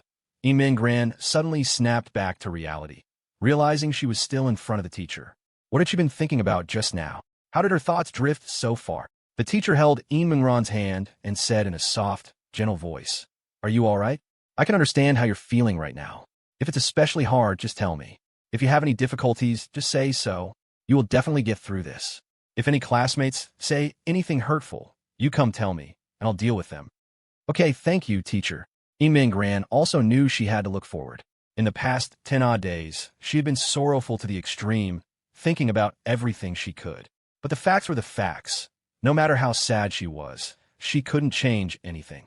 After returning to the classroom, her classmates started to shower her with concern, which was enough to show how popular she usually was in class. Zhou Heng glanced at the crowd forming around Yimingran. He wasn't surprised at all. He had already guessed this would happen. Luckily, Yimingran's seat was far from his, so his area was quieter. If a group of people were crowded over here, he'd be driven crazy by the noise. Suddenly, someone ran over to Zhou Heng's side. He sighed helplessly. It seemed the only person who had come here to cause a commotion had arrived. Tang Yu was holding a bag, which he handed to Tang Xi. Tang Xi, I bought this for you." Zhou Heng glanced over and saw it was a bag of candy. He guessed Tang Yu probably bought it, because he saw Tang Xi often eating candy. Tang Xi didn't even look at it, shaking her head and saying, "Thank you, I don't want it." I already bought it, just take it. If you really don't want it, you could just throw it away." Tang Yu placed the bag on Tang Xi's desk and then turned to go back to his seat. Tang Xi also sighed, looking at the bag of candy with helplessness in her eyes. "I need an insulin drip to finish this, right? Ahem, congratulations in advance on getting diabetes." Zhou Heng just made a mocking comment, and a large pile of candy appeared on his desk. Tang Xi shrugged and said, "Congratulations to you too. How long will it take to metabolize all this after eating it? I don't want it. Why don't you listen to him and just throw it away?" Zhou Heng shook his head, rejecting her, and put all the candy back. He hadn't had time to exercise recently because of various things. Eating so much sugar would be the death of him. "Sigh, forget it. I'll just eat it slowly." Tang Xi put all the candy into the bag and placed it on the floor. You accepted it once, which gave him hope. He'll give you things countless times after this. Will you accept or not? If you don't, he'll keep pestering you. If you do, and you don't say yes to him later, he'll condemn you for accepting gifts without agreeing to be with him. Tang Xi's face was full of exasperation. She covered her face and muttered, "This is why I hate dating. It's so troublesome." Then, she picked up the bag of candy, handed it to Zhou Heng, and said, "Please help me return it to him. When it's done, I'll reward you handsomely." "None of my business. Return it yourself. I'll give you that rare mount that dropped from the boss. Hand it over." Zhou Heng snatched the bag of candy, stood up, and went to Tang Yu's seat. Tang Yu was still feeling smug when the next second the bag he had given away was thrown back at him. "Dude, take it back. She doesn't want it," Zhou Heng said coolly, looking down at Tang Yu. Tang Yu was slightly taken aback. He turned to look at Zhou Heng, his brow furrowed. He stood up, staring straight ahead, then cocked his head with his hands on his hips. "What's it got to do with you?" "Nothing. I'm just returning it on her behalf. Why are you so meddlesome? Don't tell me you like Tang Xi." Tang Yu deliberately raised his voice on the last sentence. In an instant, the entire classroom fell silent. Even the noisy area around Yimingran quieted down, everyone turning to look at Zhou Heng's side. Yimingran and Tong Yining's eyes widened almost simultaneously, their faces filled with disbelief. Zhou Heng still showed no expression. He closed his eyes, exhaled, then reached out, took a few pieces of candy from the bag, unwrapped them, and the next second, stuffed them all into Tang Yu's mouth. MMPH. Tang Yu, his mouth stuffed with candy, sat down hard on his chair. Zhou Heng didn't say a word and walked back to his seat. The classroom was silent, everyone looking towards Zhou Heng and Tang Xi. But the two of them seemed completely unconcerned, carrying on with their business as if unaffected. Kong Yu spat out the candy and was just getting up to walk over when the teacher for the next class walked in. All right, back to your seats. Class is starting. Kong Yu took a deep breath, shot a vicious glare at Zhou Heng, and returned to his seat. In his heart, he had now classified Zhou Heng as a love rival. The more he thought about it, the more it felt wrong. Why would desk mates be so close? He never expected this Zhou Heng to be confessing to Tong Yining on the surface while secretly liking Tang Xi. He was simply inhuman. During class, Kong Yu kept staring at Zhou Heng, his eyes fierce, grinding his teeth in anger. He had wanted to embarrass Zhou Heng in front of the whole class, but why did it seem like he didn't care at all? Instead, it was he who ended up embarrassed. It wasn't just Kong Yu watching Zhou Heng. Min Gran couldn't concentrate in class either, her mind replaying what had just happened. They'd been walking quite close in the morning, too. Could there really be something going on? Had Zhou Heng stopped liking Tong Yining because he had fallen for Tang Xi? Min Gran unconsciously looked towards Zhou Heng's side, only to see another person also sneaking glances over there. Tong? She's secretly watching Zhou Heng. Zhou Heng was focused on the lesson. He knew he had to study or he'd fail. He was genuinely clueless about everything. If his ranking didn't go up, his living allowance would be deducted, and then he wouldn't be able to afford to spend money on new game events. You're quite popular. A lot of people are secretly looking at you, Tang Xi said softly, leaning close to Zhou Heng's ear. Zhou Heng shot her a look and said irritably, "Isn't this all thanks to you? How can you have the nerve to gloat? Later I'll report to the imperial court and have you in theft as the shield general. Then I'd rather commit suicide and ascend to heaven. Seriously though, my mom asked yesterday when you're coming over. She wants to cook you something good, some other day." After class, Kong Yu immediately got up from his seat and went over to Zhou Heng's side. He was determined to get justice for himself. He couldn't just swallow this. Kong Yu came up to Zhou Heng, patted his shoulder, and said coldly, "Hey, come outside." Almost everyone in the class was watching them. After all, who would want to miss out on some drama? Zhou Heng didn't even look up, replying no. Didn't you hear me?" Kong Yu reached out and grabbed Zhou Heng's shirt. Min Gran immediately stood up and intervened. "Don't fight." As the class president, she certainly had to manage such situations, especially when it involved Zhou Heng, her benefactor. After Min Gran spoke, someone else moved. It was Lu Yunxuo. He immediately came between the two, pulling Kong Yu's hand away. "Hey, let go. Lu Yunxuo, step aside. This has nothing to do with you." Kong Yu tried to push Lu Yunxuo away, but Lu Yunxuo was tall and strong. Kong Yu was much shorter and not as strong. "No fighting, or I'll tell the teacher." Min Gran also came over, warning Kong Yu. Throughout the whole ordeal, Zhou Heng hadn't paid him any attention, and even Tang Xi hadn't looked up. This made Kong Yu extremely awkward, like punching a cotton ball with all his might. Lu Yunxuo then spoke up, "If you're really not convinced, then have a civilized PK. Arm wrestling. You can have a competitive spirit, but no fighting." Arm wrestling? Kong Yu's eyebrows shot up. He hesitated for a moment, looking at Zhou Heng's arm. Although he couldn't see much through the clothes, he felt that he should be no match for him. He at least exercised regularly. Would he really lose to someone like Zhou Heng who just played games all the time? Besides, if he got into a fight, Tang Xi might dislike him for it.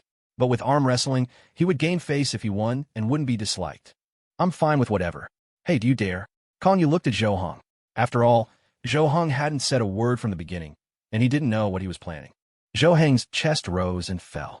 He turned to look at Kong Yu and said coolly, "Arm wrestling or fighting, you decide whatever will make you stop bothering me for good." "Hey, what the hell?" A surge of anger rushed through Kong Yu. Zhou Heng's words clearly showed he didn't think much of him. "Fine, come on, let's arm wrestle. If I lose, I'll never bother you again, deal?" "Hey, while you're at it, don't bother me either." Tang Xi suddenly looked up and said to Kong Yu. Kong Yu was truly stunned, the corner of his mouth twitching, his face looking ugly. For her to say that in front of everyone was like a harsh slap to his face. Kong Yu gritted his teeth and nodded in agreement. Fine. If I lose, I won't bother you two anymore. But what if I win?" "If you win, you win. You're the one who started this mess. What else do you want? Aren't you dreaming big?" Zhou Heng snorted coldly and rolled his eyes at him.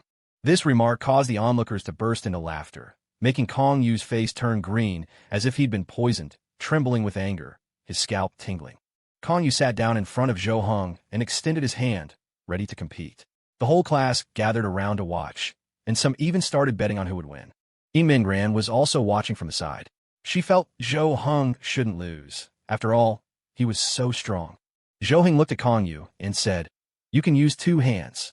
Huh? Kong Yu's brow furrowed into a tight knot.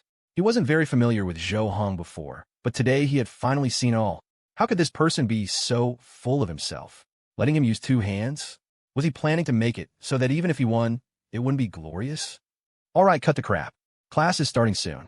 Just the right hand. Let's get this over with, Kong Yu said impatiently, extending his right hand. Zhou Heng also extended his right hand. Their hands clasped together, and Lu Yunshua acted as the referee in the middle. Seeing they were ready, he announced, "Ready, go." From the start, Kong Yu gritted his teeth and used all his strength, planning for a quick victory. Zhou Heng, however, seemed quite relaxed. You couldn't even see any strain on his face. After a few seconds, Kong Yu's face quickly turned red, but his arm didn't move an inch. He began to realize something was wrong. No way. Damn. You bastard. Kong Yu used every ounce of his strength, but the arm remained motionless. His heart pounded wildly, his face so red it looked like it was about to bleed. He felt Zhou Heng start to exert force, and he had no strength to resist at all. His own arm was slowly moving downwards. In reality, Zhou Heng could have slammed it down directly, but he was worried that doing it too quickly might break Kong Yu's arm, so he didn't use too much force. Kong Yu's eyes widened, seeing that he was about to lose in front of everyone. As the one who had started the trouble, he was about to lose all face. The next second, as if by reflex, he brought out his other hand, using both hands to wrestle. The onlookers showed expressions of contempt. Wasn't this behavior just cheating like a sore loser? Zhou Heng, however, didn't care. Since he was using 2 hands, he probably wasn't that fragile. So, he began to apply force. Slap! In just an instant, the contest was over. Zhou Heng won decisively. Zhou Heng wins. I really don't know what to say. You're on your own. Lu Yunshua patted Kong Yu's shoulder and shook his head, clearly showing his disdain for his recent behavior. The surrounding crowd also booed and hissed, then dispersed. Kong Yu remained in place, dazed as if he were a fool, his eyes wide, his mouth slightly agape, looking like he would drool even after recovering. He never thought he would lose, and what's more, lose even after cheating with 2 hands. He had lost completely, both in the contest and in character. Bye-bye. Go home and eat more candy. Zhou Heng waved his hand, signaling for Kong Yu to leave. Kong Yu glanced up at Tang Xi and saw that she hadn't looked up, not surprised at all, as if she had known the outcome of the match in advance. His heart died completely. He stood up and walked back to his seat in a daze. Zhou Heng flexed his wrist. Just then, Tang Xi handed him a wet wipe. "Here, wipe your hand." This farce ended just like that. The class's attention shifted. Originally, they were discussing Zhou Heng and Tang Xi, but now it all turned to discussing Kong Yu, saying things like they always knew Kong Yu was no good, had bad character, loved to cause trouble, and so on. It was a classic case of kicking someone when they're down. In the hallway, Yin Mingran, Tong Yining, and Tian Run went to the restroom.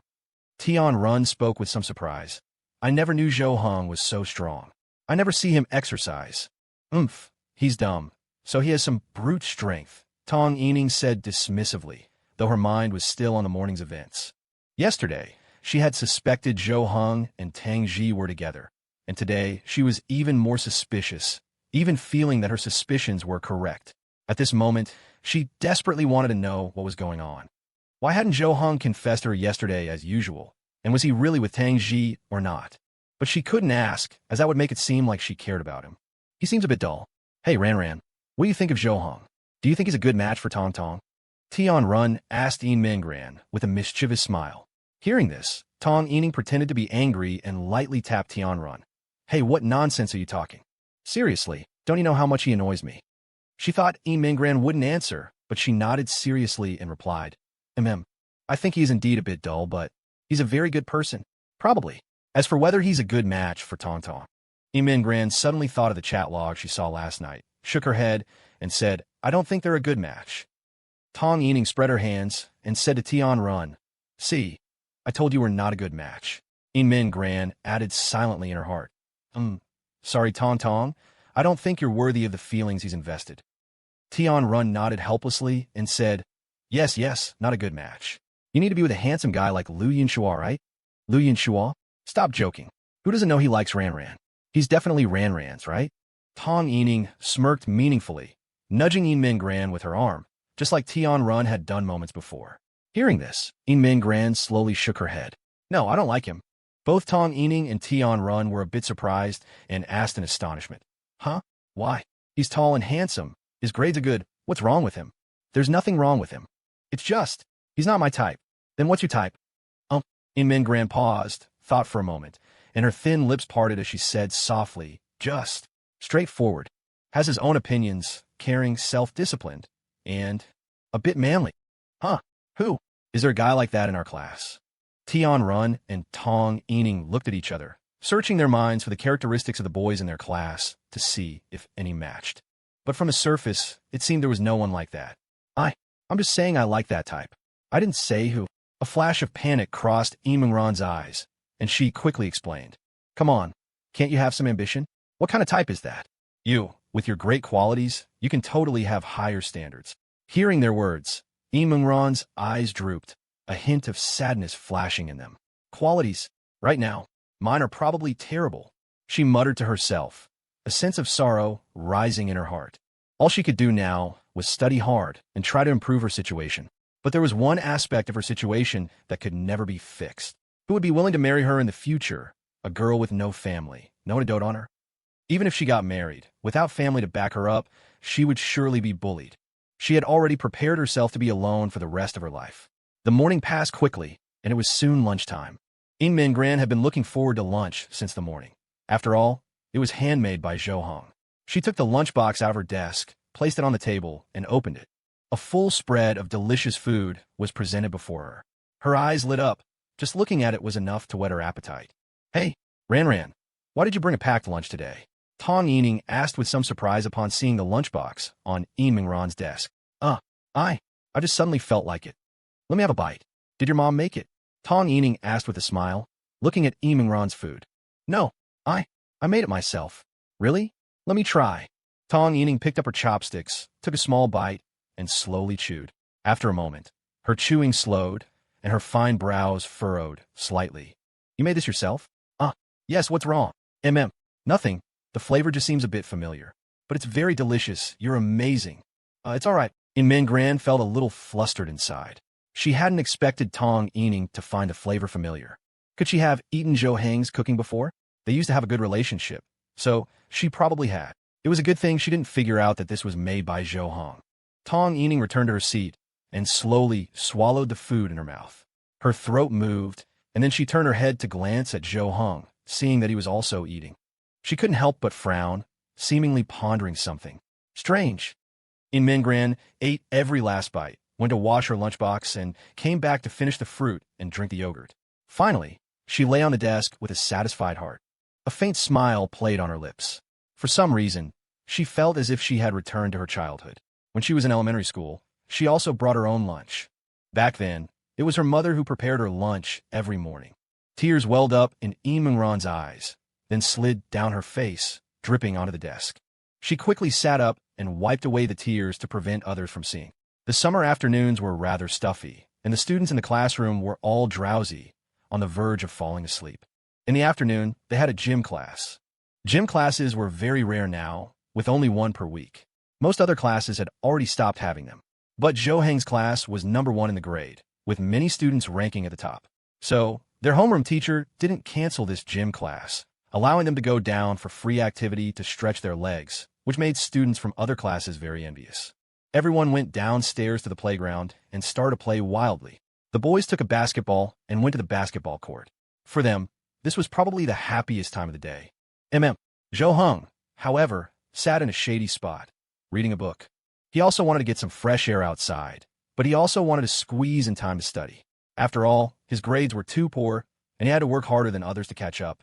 Hey, look, Zhou Heng is reading over there. It doesn't look like he's just putting on an act. He's really started studying seriously. Tian Run pointed at Zhou Hong in the shade and said to Tong Yining and Min Gran beside her. She had felt that Zhou Hong was a bit different yesterday, as if he had undergone some change, and today she saw him studying hard. Min Gran nodded gently. Only she knew how hard Zhou Hong was working. He studied diligently at home as well, showing his determination. Tong Yining, however, seemed uninterested. She pulled Min-Gran and Tian-Run, saying, "Hey, let's go watch the boys play basketball."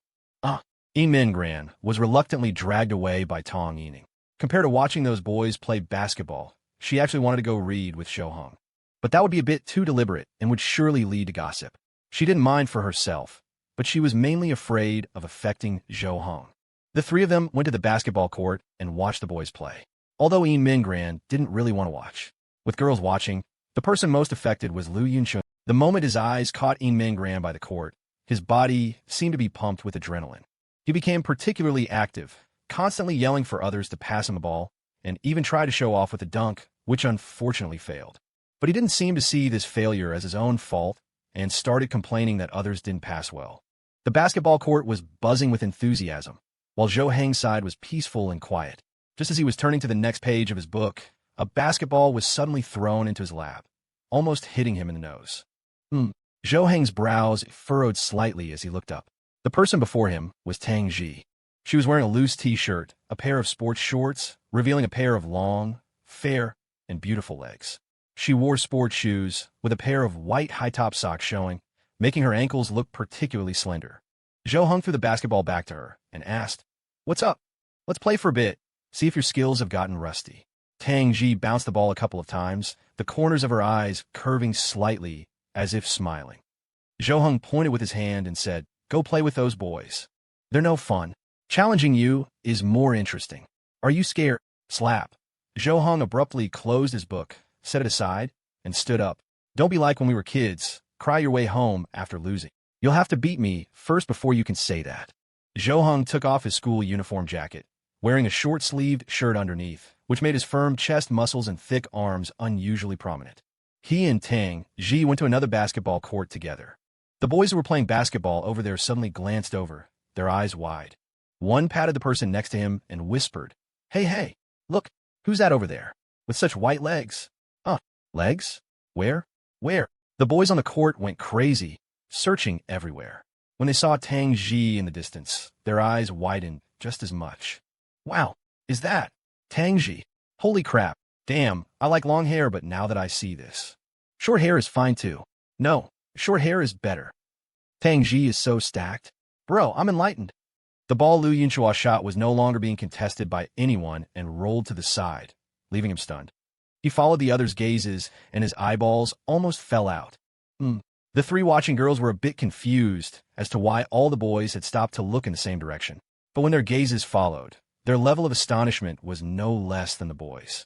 Zhou. Min-Gran's heart trembled when she saw that it was Zhou next to Tang Xi. It felt unexpected, yet somehow logical. As for Tong Yining, her brows were already tightly furrowed. She didn't know why, but she felt extremely annoyed. It was a feeling as if something had been snatched away from her. She bit her lip, a faint coldness in her deep eyes. Let's go have a look. What's going on? Are there a few more people around?" More than a few. Before Zhou and Tang Xi even started playing, they saw the court surrounded by people. All the boys who were playing basketball over there had stopped and come over to look at legs. "Look at the ball. Zhou has such a good body." The attention of Tian-Run and her two friends was focused on Zhou. Seeing him now in a short-sleeved shirt that outlined his physique, they couldn't help but be surprised. I'm not sure." Tong Yining was also stunned. How did she never know before that Zhou had such a good body? Was he like this before? Was this kind of physique hidden under his usual school uniform? Min-Gran, on the other hand, knew about Zhou Heng's good physique. After all, the pajamas he wore every night were very form-fitting. "Are we still playing?" Zhou felt a bit uncomfortable being watched by so many people and asked Tang Xi, "Since when did you start caring about what other people think?" "That's true. Let's go." Zhou nodded and walked to face Tang Xi, passing the ball to her and getting ready to defend. Tang Xi started her offense, dribbling towards Zhou, looking for an opportunity to break through.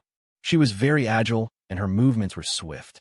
With her knees slightly bent and her center of gravity low, she held the ball between her chest and abdomen. The next second, she pushed off with the inner ball of her left foot, her body turning slightly to the right. Her left shoulder pressed down and forward, her center of gravity shifting to the front right, and her left foot stepped forward to the right side, guiding the ball to her right. Then she dribbled, pushing off with her right foot to stride forward and quickly bypass Zhou. She followed with a jump shot, and the basketball fell precisely into the hoop. A beautiful crossover. That ball is so white. Oh no, those legs are so accurate. The boys on the sidelines erupted in applause for Tang Xi. Tang Xi looked at Zhou Heng with a faint smile and said softly, "How does it compare to before?" "There's improvement, but not much." Zhou Heng stretched his limbs and wrists, preparing for the next round. Their one-on-one match was very exciting. Both their defense and offense were outstanding, leaving the onlookers stunned. Moreover, Zhou Heng didn't use his physical advantage to break through at all, relying entirely on his technique. Otherwise, Tang Xi probably wouldn't have stood a chance. Zhou Heng had never played basketball with him before, so they didn't know he could play. Tang Xi was even more of a surprise. They couldn't understand how this girl could be so good at basketball. Kong Yu watched from the side, his mouth dry, feeling his throat parch. He never expected Tang Xi to have this side to her. With that kind of technique, she could probably crush him in a game. Liu Yunxua bit his lip in the back of the crowd, stamping his feet in frustration. He had wanted to show off in front of Yimingran, but how had it turned into Zhou Heng's show now? Every time Zhou Heng scored, Yimingran would clap along, watching with intense focus, a completely different state from when she was watching them play. And he had only just found out that Zhou Heng was so good at playing and had such a great body. Cough. Zhou Heng coughed, holding the ball and staring straight ahead. Their scores were neck and neck, but he now wanted to change that. At the very least, he wanted to pull ahead of Tang Xi by a bit. Without using his physical advantage, he really had no edge. Tang Xi's defense was excellent. In that case, the next second, Zhou Heng smashed the ball against the backboard. The moment Tang Xi turned her head, Zhou Heng moved, rushing forward. Before Tang Xi could react, he leaped up, caught the ball, and instantly slammed it down in a powerful dunk. Crack! With a shattering sound, the spiderweb-like cracks on the backboard instantly broke apart, and shards of glass scattered everywhere. Zhou Heng landed steadily, a look of bewilderment on his face. Whoa! The surrounding crowd let out a huge gasp of astonishment. Everyone's eyes went wide, their jaws dropping in shock. The girls were especially startled. It was the first time they had seen someone shatter that thing. Liu Yunxua and Kong Yu's eyes were turning red as they looked at Zhou Heng. How they wished it were them at this moment. If they had been the ones to shatter the backboard, such a serious matter would surely be announced to the whole school. Liu Yunxua thought about his own failed dunk attempt just moments ago and wanted to find a hole to crawl into. Tang Xi walked over, brushed the glass shards off Zhou Heng's body, and said, "All right, you win. It was enough to push you this far." TSK. Zhou Heng covered his head in frustration. He thought he wouldn't be affected by external distractions, but today he had actually gotten serious because of the crowd. So cool, wasn't it? Damn, when he jumped just now, I think I saw his abs. Tian Run excitedly shook Tong Yining's arm, acting like a little fangirl, jumping up and down. Tong Yining hadn't recovered yet, her eyes fixed on Zhou Heng, her pupils slightly dilated. She felt she had understood Zhou Heng quite well. Her previous impression of him was that he was uninteresting to talk to, had low emotional intelligence, poor grades, and was a rather boring guy. But now, why did it seem like she didn't know him at all? He was so good at basketball, such great athletic ability, such a good body under his clothes. And looking at him now, he seemed quite handsome. Yimingran looked at the many watching girls, some of whose gazes towards Zhou Heng even showed feelings of affection. She felt a strange sensation for some reason, perhaps a deep-seated unease. The gym class ended just like that. Zhou Heng took the initiative to admit his mistake. In the end, the school didn't make him pay for it, just gave him a simple verbal reprimand and had him clean up the mess. However, a legend about Zhou Heng had already started circulating within the school. Because the cheers were so loud, students in the classrooms had also heard it. Those near the windows had all looked out and seen the scene. After asking around, they learned that it was a third-year student named Zhou Heng who did it. The boys in his class were incredibly envious, but Zhou Heng seemed to think it wasn't a good thing. After he became conspicuous, it seemed that the way people looked at him had changed and the number of gazes had increased, especially from the girls. Whenever he walked by, they would stare at his chest and abdomen, which made him feel a bit creeped out. Now, he zipped his school uniform all the way up to his neck. Just then, Kong Yu came over to Zhou Heng and said softly, Sorry, Brother Zhou. I was wrong this morning. Please don't hold it against me." He had thought Liu Yunxua was blocking him to help Zhou Heng that morning, but now it seemed he was actually helping him. If he hadn't been stopped, he probably would have been shattered just like that backboard. Zhou Heng looked up at him, and seeing his apology, he shook his head and said, "I was never holding it against you in the first place." The day passed quickly, and it was time to leave school again. Zhou Heng had a feeling that he would be cornered after school, whether it would be by boys or girls, and what for he didn't know, but he just had that feeling. So after school, Zhou Heng packed his things and immediately evacuated the classroom. Seeing Zhou Heng leave so quickly, Yinmin Gran felt a bit flustered. She also sped up, slinging her bag over her shoulder, preparing to follow. Hey, Ran, wait a minute. Let's walk together, okay? Tong Yining saw Yinmin Gran in such a hurry and quickly called out to her. But how could Yinmin Gran have time to wait for Tong Yining? And if she walked with her, wouldn't her situation of going back to Zhou Heng's house be easily exposed? So Yinmin Gran paused, left a sentence. No, I have something to do after school. I'm leaving first, and ran out of the classroom. Lu Yinshua, who wanted to follow, didn't even catch a glimpse of her shadow. Something to do? What could she possibly have to do this late? Tong Yining felt a bit strange. Thinking back, Yimingran's state had been a bit odd all day. She seemed a bit uncomfortable, as if she had something on her mind. But she knew that something had happened in Yimingran's family, so she didn't ask too much. But beyond that, it seemed like she had some unspeakable secret. Yinmin Gran chased all the way out of the school in the direction of Zhou Heng's home before she saw him. She quickly ran over to his side. Wait for me. Why are you walking so fast? Seeing the panting Yinmin Gran, Zhou Heng asked in surprise. Shem, what's your hurry? You know where my house is. You could have just walked slowly. Well. Hearing Zhou Heng say that, Yinmin Gran felt it seemed right. By chasing after him, there was a chance she could be seen and her secret discovered. So why was she in such a hurry to catch up? In her heart, it seemed she had been looking forward to being able to talk openly with Zhou Heng right after school. So without thinking, the moment she thought about walking back with Zhou Heng, she immediately chased after him. You're not hurt, are you? Yinmin Gran thought about all the glass shards that fell on Zhou Heng today and was afraid he might have been scratched, so she asked softly, No, that's good. All right, I finished all the food today. It was delicious. Good. Zhou Heng's one-word replies made Yimingran's mood drop a little. She couldn't help but think about how naturally Zhou Heng had chatted with Tang Xi today. Why was it like this when he talked to her, but with Tang Xi, there were so many topics? Was it because Tang Xi was special? She had been thinking about this question for a long time today. It was the same during gym class. Zhou Heng didn't play basketball with the other boys and sat there reading by himself, but the moment Tang Xi went to find him, he went to play with her. Thus, her inner doubts made her unable to resist asking. I want to ask something. Don't get angry. Do you like Tang Xi? Zhou Heng frowned slightly and asked, Why would you think that? Is it because of what Kong you yelled today? No, it's because I see you chat with her very naturally, you can talk a lot, and you walk quite close. But with me it's a bit. Yinmin Gran felt a bit ashamed saying this, as if she were speaking out of jealousy. But if she didn't ask clearly, she would think about it for a long time. Zhou Heng shook his head and explained, That's because I'm not very familiar with you. I don't talk much with people I'm not familiar with. I'm very familiar with Tang Xi. Then, do you like her? In what way? As a friend, I like her a lot. She's my best friend, because I don't really have any friends. I mean, in a romantic boyfriend-girlfriend way. No. Zhou Heng's answer was extremely firm, without a hint of hesitation. So firm that Yinmin Gran found it a bit hard to believe. Had he really not considered it at all? Really? But I feel you have a good relationship with her. Her grades are good, she's good-looking, and her athletic skills are so good. She seems to be no worse than Tong Yining in any aspect. You should like her, right? Have you never considered being with her? Zhou Heng shook his head again, denying it. No, my dad would kill me. Huh? Why? Because that would be a violation of ethics. To be with my own cousin. Yinmin Gran suddenly stopped in her tracks, her eyes wide with shock, looking completely horrified. She was petrified, as if struck by lightning. Go, cousin. Yinmin Gran chased after him again, her eyes wide as she exclaimed. Her mother is my aunt, my father's younger cousin. Tang Xi and I grew up together. You forgot she transferred to our class a few days after freshman year started?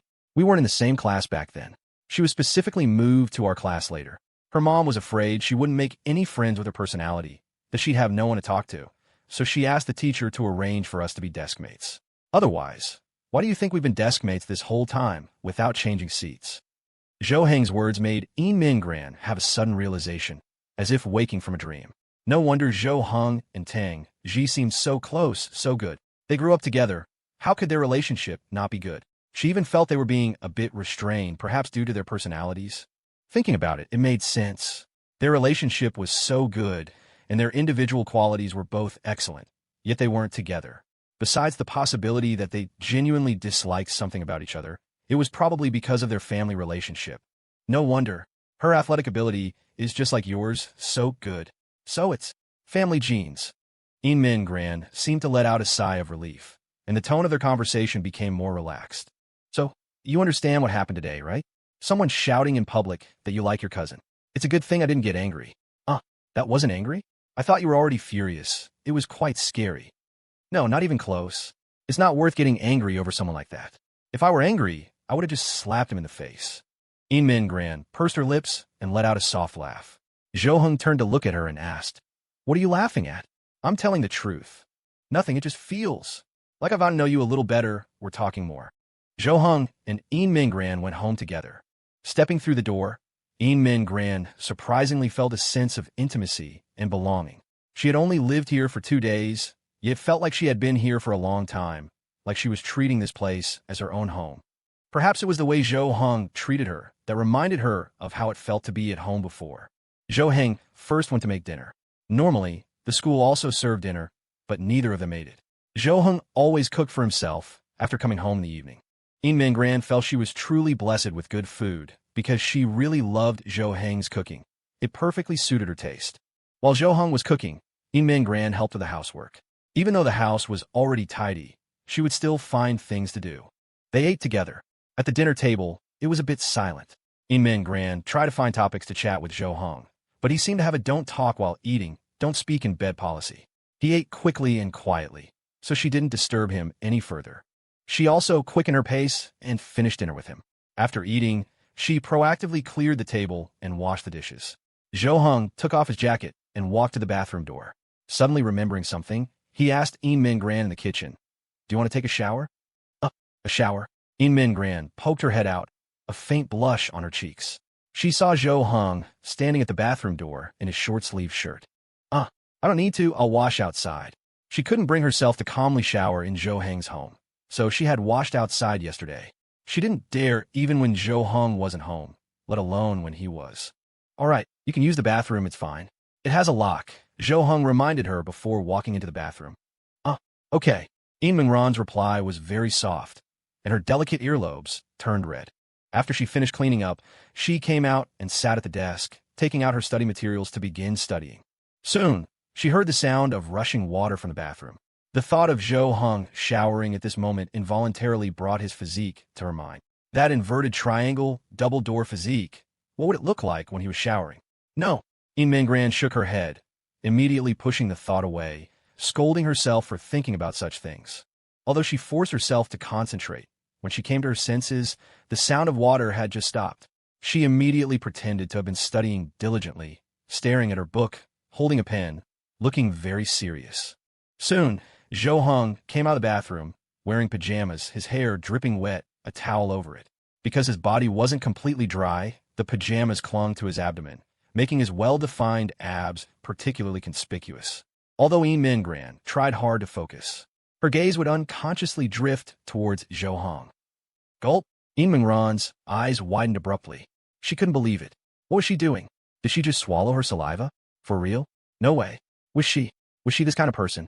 From childhood until now, she had never been in a relationship, let alone had feelings for any boy. She thought she was the type of bookworm who only knew how to study, completely different from those who bravely pursued love during their adolescence. But now, why was her heart in such turmoil? Why couldn't she focus on her studies? Zhou Heng didn't notice Min Gran's strange behavior. He glanced at her and went to blow-dry his hair. Min Gran patted her cheeks, forcing herself to calm down, to immerse herself in the ocean of knowledge, to become lost in it, to cast aside distracting thoughts, to forget all worldly desires. Buzz buzz. Just then, she heard Zhou Heng's phone on the desk vibrate. She subconsciously followed the sound with her eyes and saw a new message notification on his screen. Tong Tong. Min Gran's heart couldn't help but tremble. She saw that the message was from someone named Tong Yining. Why is she messaging Zhou Heng? Doesn't she find Zhou Heng annoying? A strong curiosity arose in Min Gran's heart. She had only seen who the message was from, but not the content. The thought of it being from Tong Yining made her desperately want to know what the message said. She reached out, wanting to touch Zhou Heng's phone, just a glance. But her hand suddenly stopped in midair. She realized that this seemed wrong. It It was like prying into someone else's privacy. What if the content was something inappropriate for her to see? She had only seen the screenshots from the old phone, which ended before the start of their third year of high school. She didn't know if they had chatted on Zhou Heng's new phone, or what they had talked about. After hesitating for a long time, Min Gran pulled her hand back, deciding she couldn't do such a thing, even though she really wanted to know what Tong Yining had sent Zhou Heng. When Zhou Heng came back, he took out his workbook and prepared to start studying. Min Gran spoke up a bit unnaturally in a small voice. Your phone vibrated just now. HM? Did it? Zhou Heng picked up his phone, opened it, and glanced at the message notification. His brow furrowed slightly. After just one look, he turned off the phone without replying. Min Gran had been observing Zhou Heng's expression. This reaction made her even more curious. What could Tong Yining have sent Zhou Heng? Could it be that Tong Yining was confessing to Zhou Heng instead? That's not likely. She had seen the chat logs on her phone, and she knew Tong Yining's attitude at school today. It was clear she didn't want to be with Zhou Heng. At that moment, in Tong Yining's home, she was lying on her bed, holding her phone. On the screen was the message she had just sent to Zhou Heng. What are you doing? Just those 3 short words, but it had taken her a long time to decide to send them. In the past, Zhou Heng would have replied quickly. Even if he didn't reply immediately, he would explain why later. But now, half an hour had passed, and Zhou Heng still hadn't replied. She really wished for a read function right now, to know if Zhou Heng had seen the message or not. Had he not seen it yet? Or had he seen it and was choosing not to reply? Tong Yining reached out and slowly typed out a few words. Why are you ignoring me? She wanted to press send, but her finger wouldn't press down, as if engaged in a mental struggle. After a moment, she deleted the words, turned off her phone, lay flat on her bed, and covered her eyes with her arm. Seriously, it would be so much better if things were just like before. What? Why did you have to change? Turning off the light now. In the middle of the night, the two returned to the bedroom to sleep. Min Gran, having gone through it once and twice, was no longer worried on the third time. She was even very natural about it. After all, if Zhou Heng wanted to do something, he would have done it in the first 2 days. She had also come to understand Zhou Heng a little, knowing what kind of person he was, so she was no longer on guard. With the light off, she stared at the dark ceiling, her mind replaying the day's events. For her classmates, Zhou Heng was definitely the biggest star today, and he had given others a huge shock. They probably had already started to see him in a new light. But the most shocking thing for her was undoubtedly learning that Zhou Heng and Tang Xi were cousins. Thinking about it carefully, it seemed that Tang Xi had indeed transferred to their class not long after the start of their first year, and then became Zhou Heng's deskmate, a position she had held until now without change. Her impression of Tang Xi was actually quite similar to her impression of Zhou Heng. They were both the type who spoke little, weren't good at communicating, and had no friends. And she had indeed never seen Tang Xi hanging out with anyone. She would occasionally see her sitting at her own seat, doing who knows what. Tang Xi, she doesn't have any friends? Min Gran suddenly spoke, her voice small. Though quiet, it was exceptionally clear in the silent bedroom. No. Then, if I take the initiative to talk to her, will she respond to me? Min Gran had become interested in Tang Xi, even wanted to get to know her. It would be even better if they could become friends, but she was worried that Tang Xi didn't like interacting with others and would reject her. She will, but I suggest you don't befriend her. Huh? What? Min Gran was truly stunned for a moment. She thought she had misheard. Zhou Heng was silent for a long time before slowly speaking. If you spend too much time with her, I'm afraid your self-confidence will suffer. Huh? What? What does that mean? Nothing. Anyway, just don't get involved with her. She doesn't need any friends either. Zhou Heng turned over, changing the subject, as if he had held back some words. Mingran's curiosity was already piqued by Tong Yining's message and hadn't subsided yet. Now, with Zhou Heng being mysterious about Tang Xi, she couldn't stand it anymore. If she couldn't find out about this, she really wouldn't be able to sleep tonight. Min Gran propped herself up with her arm, looked at Zhou Heng on the other side, and said seriously, "Just tell me. I'm definitely going to befriend her. You can rest assured." Zhou Heng opened his eyes, surprised by Mingran's determination. He hesitated for a moment, then sat up and turned on the light. All right. Zhou Heng sat up on the bed and started rummaging through something on the computer desk in front. Min Gran also sat up, leaning against the headboard, wondering what Zhou Heng was looking for. After a while, he found a photo and handed it to Min Gran. Min Gran took it and saw a little girl in the photo, who looked to be only 7 or 8 years old, with long black hair, smiling brightly. What was extremely eye-catching was the stack of award certificates she was holding. She held a dozen certificates in her left hand and a trophy in her right. This is Tang Xi? Really? Yinming Gran found it hard to believe.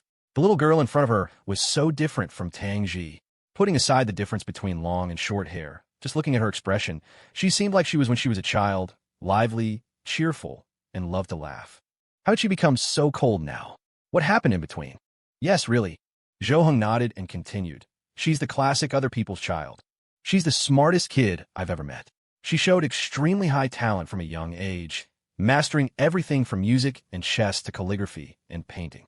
She learned everything with ease, won every competition effortlessly, and her grades were always at the top since she was young. Your grades are in the top 5 of the grade, right? She's just not studying seriously right now. If she were to play games for 1 month less and focus on studying for a month, she would definitely surpass you. Is that so? Listening to Zhou Heng, Yinming Gran couldn't help but open her mouth in surprise. She knew Tang Xi was excellent, but she didn't expect her to be this excellent. I couldn't beat her in anything when we were growing up. With such high talent, her personality was particularly arrogant. She didn't even treat me as her cousin when we were kids, so for a long time, I even hated her. Zhou Heng sat there, his eyes deep as if recalling the past.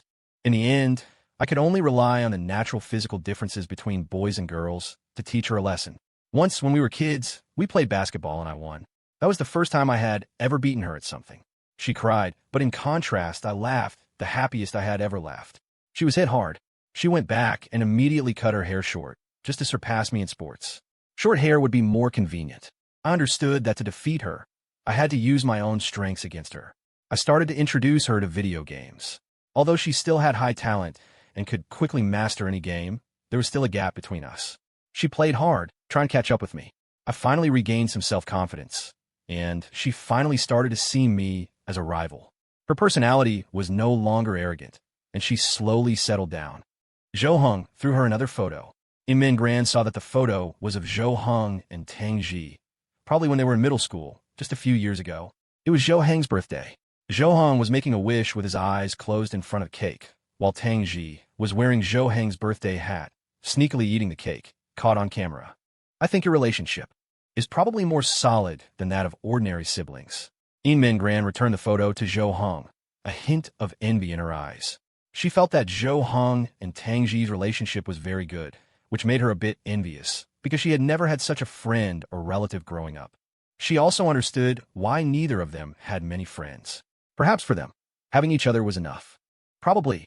Anyway, we've never fought. Zhou Heng put the photo back, then looked at Yinming Gran and said, "So do you understand now? It's tiring to be around someone like her. There's no need to befriend her. She doesn't need it." Yinming Gran shook her head gently, a smile playing on her lips. "No, now I want to be your friend even more. By learning from excellent people, I can improve." Tong Yining left her house and walked towards the school, though she wasn't in a good state. It looked like she hadn't slept much. She had waited for Zhou Heng's message until late last night. After about 2 hours, she concluded that Zhou Heng must have seen it and was deliberately not replying. At first, she was quite angry and planned to confront Zhou Heng at school. But on second thought, maybe Zhou Heng really wasn't going to pursue her anymore. If it were before, she might have been happy, thinking she had finally gotten rid of Zhou Heng. But now, for some reason, she felt a bit upset. She shouldn't like him, right? Otherwise, she wouldn't have kept rejecting him. So what was going on? These questions had troubled Tong Yining all night, so she didn't sleep well. She decided to ask Yinming Gran and Tian Run for their opinions at school. Maybe they could help. Yawn. Tong Yining yawned as she walked down the road, looking at the path ahead. It felt like it was still a long way to school. She really wished Zhou Heng would suddenly appear behind her, call out to her, and walk to school with her. That way, they could chat when it was just the two of them on the road. There was no such opportunity at school. But this was ultimately a fantasy. How could that be possible? Tong Yining's eyes suddenly widened. She saw a figure walk past her. Wasn't that silhouette Zhou Heng? Zhou Heng. She called out subconsciously. Zhou Heng heard her, turned his head to glance at her, then looked behind her before turning back and walking away directly. Hey! Before Tong Yining could say anything, another person appeared beside her. Morning, Tong Tong. What a coincidence to run into you here. Ran, you take this road too? How come I never saw you when we were going to school before? A flash of surprise crossed Tong Yining's eyes. The person next to her was actually Yinming Gran. She had just been calling for Zhou Heng. Did she hear it too? I moved. I live in that direction, so I take this road. Min Gran answered hesitantly, pointing in the direction behind her. Luckily, she had seen Tong Yining ahead just now, so she had deliberately slowed down and created some distance from Zhou Hong. Oh, what's wrong with you? Didn't you sleep well? You seem to have no energy. Min Gran looked at Tong Yining's appearance, which was just like her own a few days ago. Tong Yining nodded, responding listlessly, yeah, I didn't sleep well. Min Gran thought about how Tong Yining had messaged Zhou Hong last night and received no reply. That must be why she didn't sleep well. So what did Tong Yining want? That she had a change of heart and wanted to be with Zhou Hong now? The two of them arrived at school together and walked into the classroom to find it quite lively and noisy. What's going on?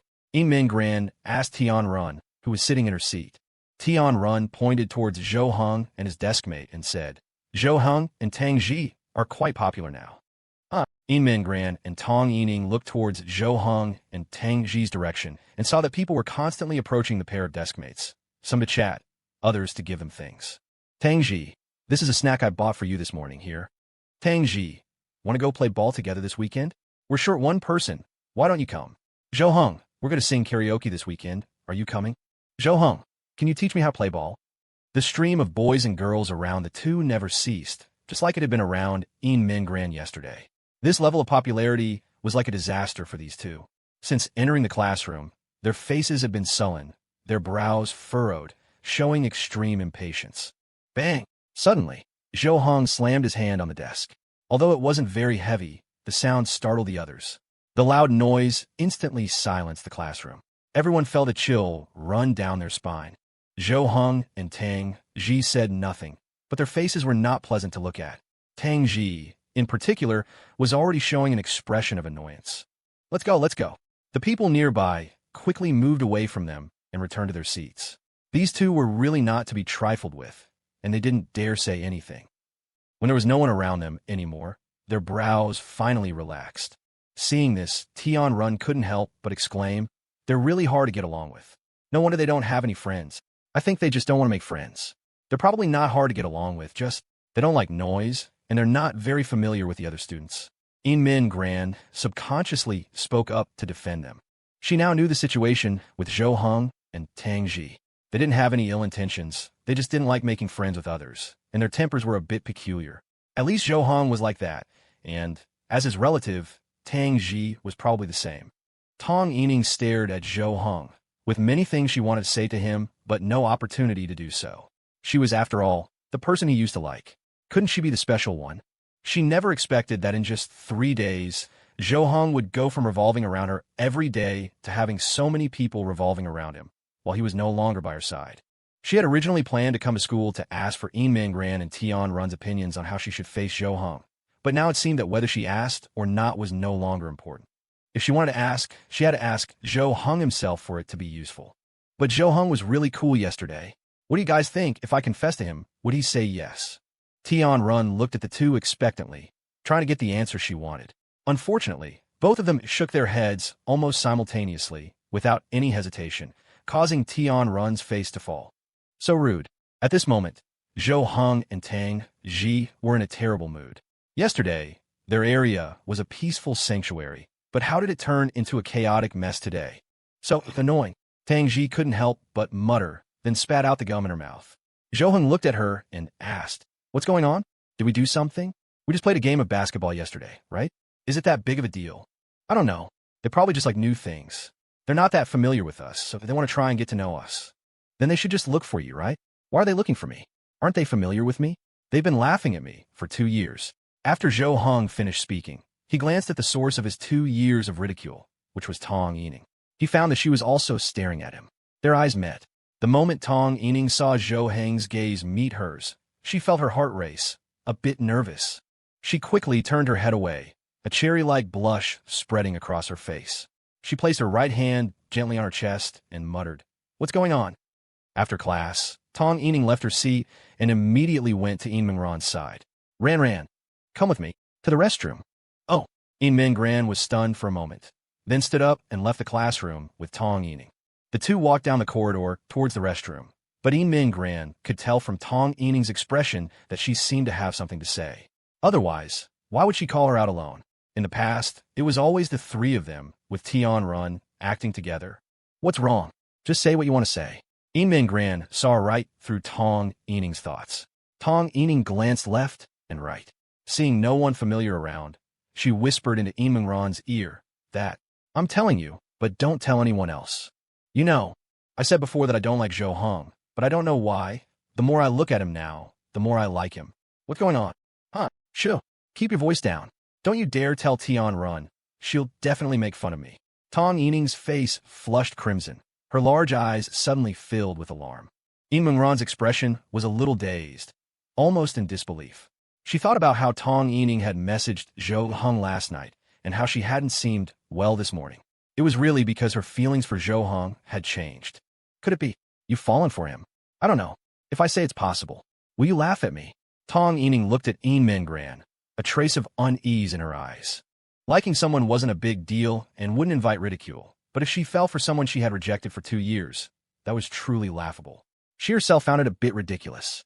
He had pursued her for 2 years, and she had never agreed. But yesterday, he showed off a little, and she was immediately moved? Wasn't that too shameless of her? I won't laugh at you, but I think this thought has come a bit too late. Zhou Heng is very popular now, and hasn't he gone a few days without confessing to you? Yeah, does he? Not like me anymore. Tong Yining's inner anxiety reached its peak.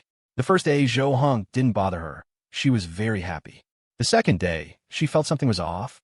By the third day, she actually started to feel uneasy. She really couldn't stand the test. What if this was just Zhou Heng playing hard to get? Then she would have fallen for the trick so easily. I think that's probably it. Min Gran didn't dare to tell the truth. After all, when Tong Yining sent the message last night, she had witnessed it herself. Zhou Heng didn't care at all and had left it on read. That definitely meant he didn't like her anymore. But if she said it too directly now, it would surely hurt Tong Yining's feelings. Then what should I do? You could talk to Zhou Heng. Maybe there's a chance for a turnaround. Although Min Gran knew Tong Yining had no chance, she still gave this suggestion, hoping she could face reality through this direct method. Being rejected by Zhou Heng in person would probably make her give up. Talk to Zhou Heng directly. Okay then, can you do me a favor? Help me tell Zhou Heng at noon by the staircase I want to talk to him. Huh? Me? You want me to tell him? Why don't you go yourself? I don't dare, Tong Yining said awkwardly. She imagined that if she went, it would be in front of others, and she would definitely be watched and ridiculed. And if Zhou Heng rejected her on the spot, it would be even more embarrassing. Okay, I'll go tell him.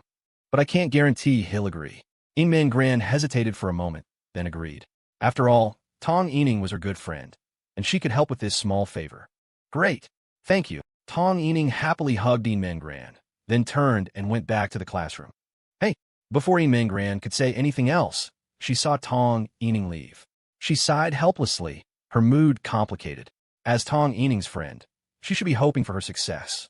But for some reason, her heart didn't really want Tong Yining to succeed. She even found herself secretly praying that Zhou Heng wouldn't be swayed by Tong Yining and wouldn't agree. Just then, Min Gran smelled a faint fragrance beside her. She looked up and saw a person brush past her. Tang Xi. Min Gran looked at the person who had just walked by. It was Tang Xi. She remembered asking Zhou Heng about Tang Xi last night and saying she wanted to become her friend, but it was easier said than done. She had no idea how to get along with someone like Tang Xi, although Tang Xi would respond if she initiated a conversation. Forcing a chat without a topic would probably make them both feel awkward. Clatter! Just then, Min Gran saw something fall from Tang Xi's pocket. She looked closely and saw it seemed to be a set of keys. The corridor was noisy, so Tang Xi hadn't noticed. She quickly walked over and picked up the keys. There was a small charm attached, probably merchandise from a game, though she didn't recognize it. Tang Xi turned her head and saw Min Gran standing behind her, looking a little puzzled. Min Gran dangled the keys in her hand and said, "You dropped something?" Tang Xi felt her pocket and realized something was indeed missing. She walked over to Min Gran and took the keys back. As she put them away, she reached into her other pocket, took something out, took Min Gran's hand, and placed the item in her palm. Thanks. Then, after a soft word of thanks, she left. Min Gran didn't even have time to say anything before she was gone. She looked at her palm and found that what Tang Xi had just given her was actually a lollipop. She knew that becoming friends with Tang Xi wasn't difficult, but she couldn't rush it. Tang Xi was like Zhou Heng. They were exceptionally cold to people they didn't know well, sometimes replying with just single words.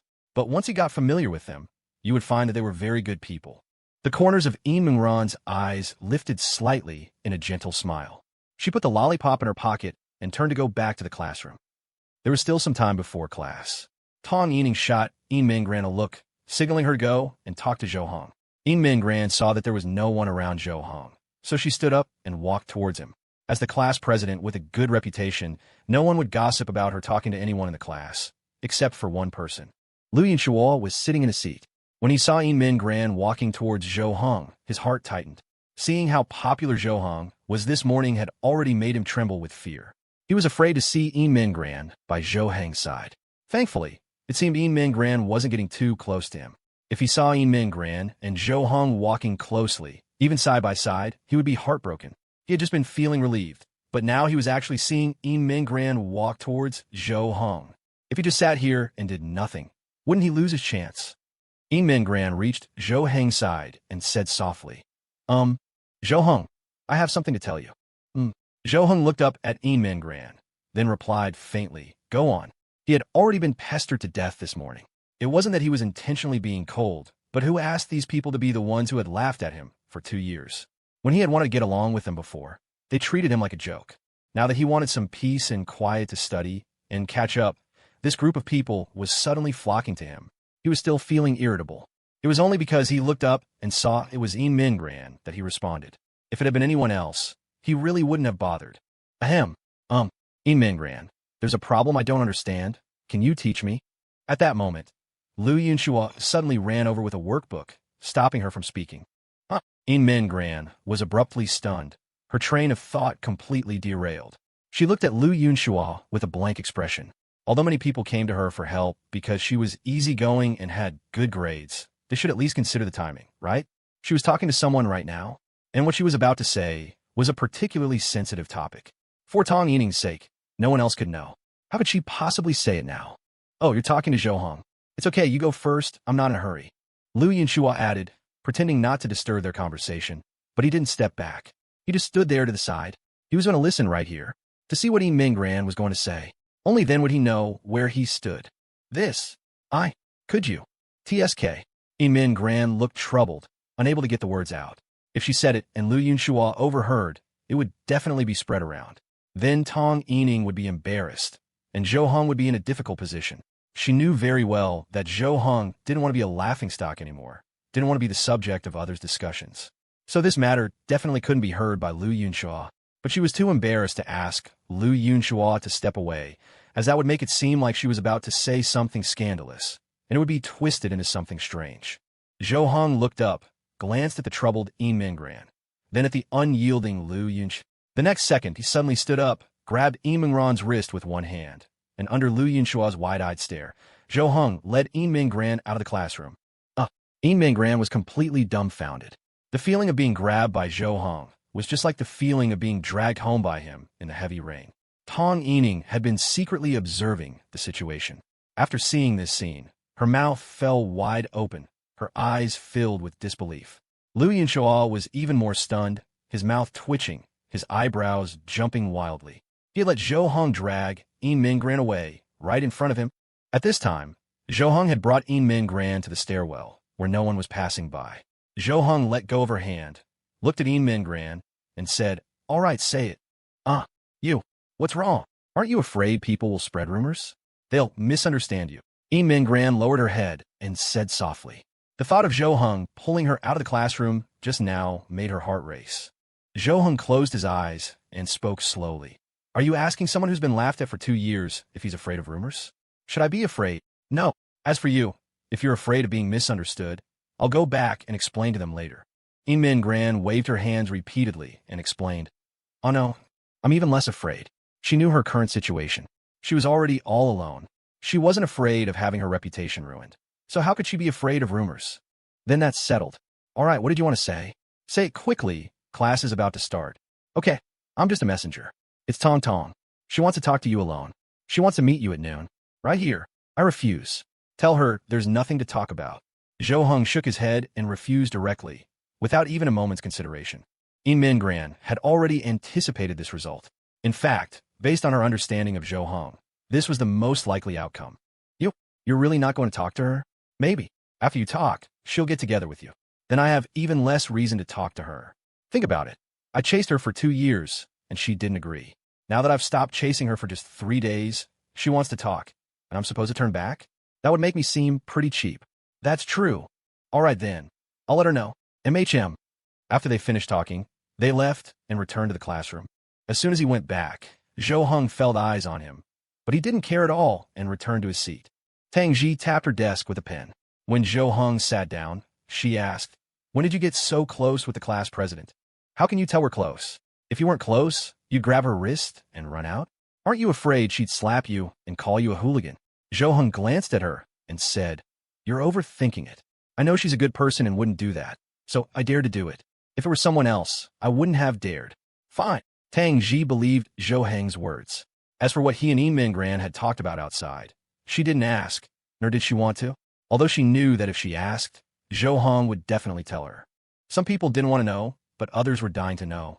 Lu Yinshuo was sitting on pins and needles. He felt like ants were crawling all over him. He desperately wanted to know what Zhou Heng and Yinmin Gran had talked about, but he couldn't have followed them out just now, as that would have made his intentions too obvious, and he would have been disliked. What made him most upset was that Zhou Heng had grabbed Yimingran's wrist, and Yinmin Gran hadn't even resisted, but had accepted it. Tong Yining was the other witness. Although she was shocked by Zhou Heng's actions just now, she also knew what the two of them had gone out to talk about. So now she was eagerly awaiting good news from Yinmin Gran. Class started soon.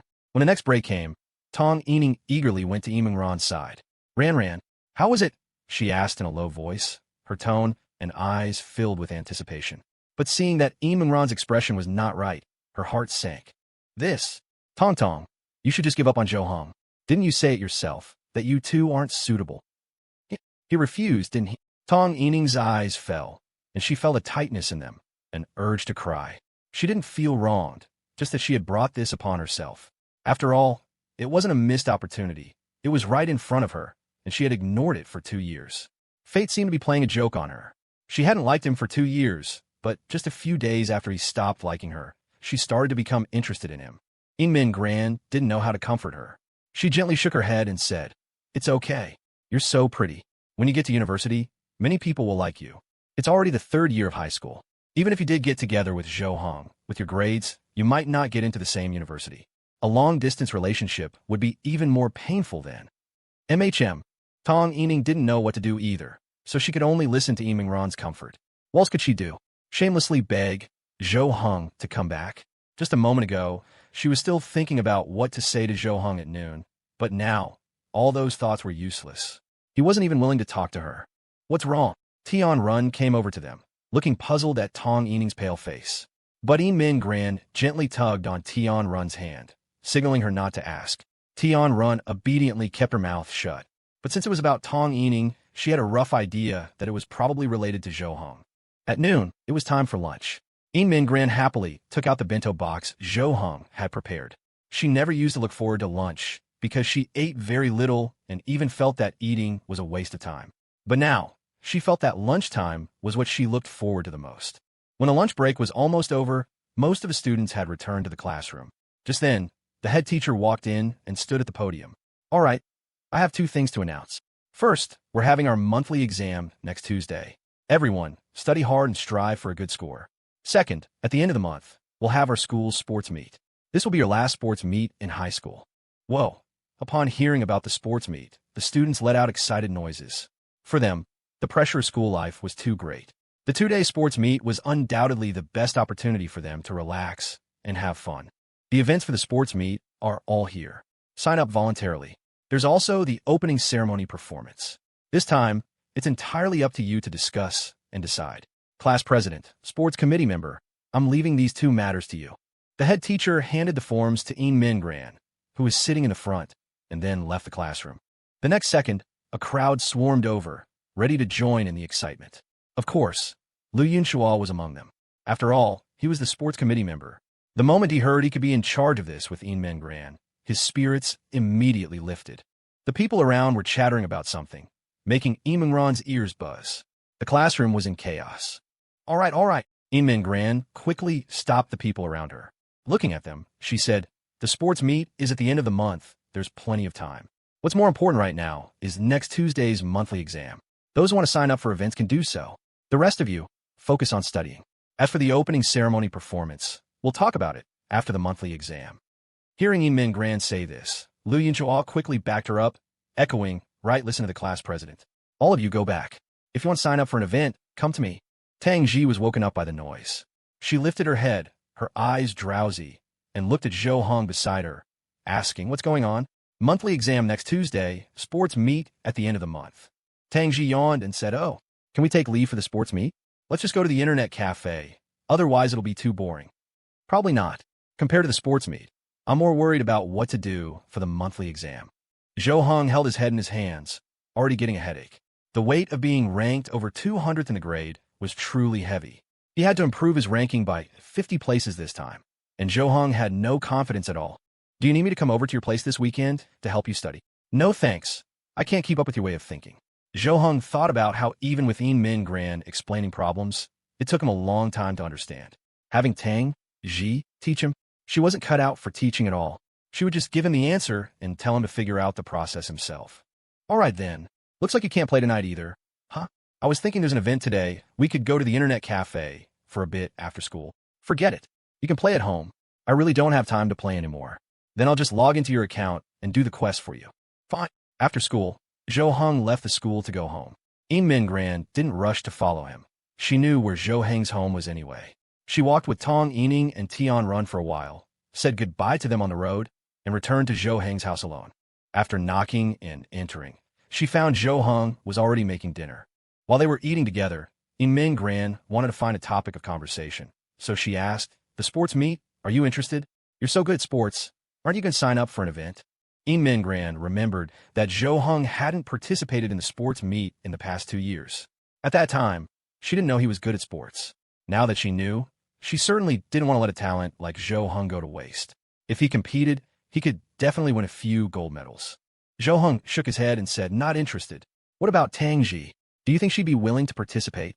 Yin Min Gran didn't give up. She thought of Tang Xi. After all, Tang Xi's athletic ability was on par with Zhou Heng's. Participating in the women's events would surely be no problem. It would be a miracle if she didn't feign illness and take leave that day. You want her to sign up for an event? Impossible. Yin Min Gran became interested, raised her eyebrows, and asked, oh, why is it so impossible? MHM, I can even make a bet with you.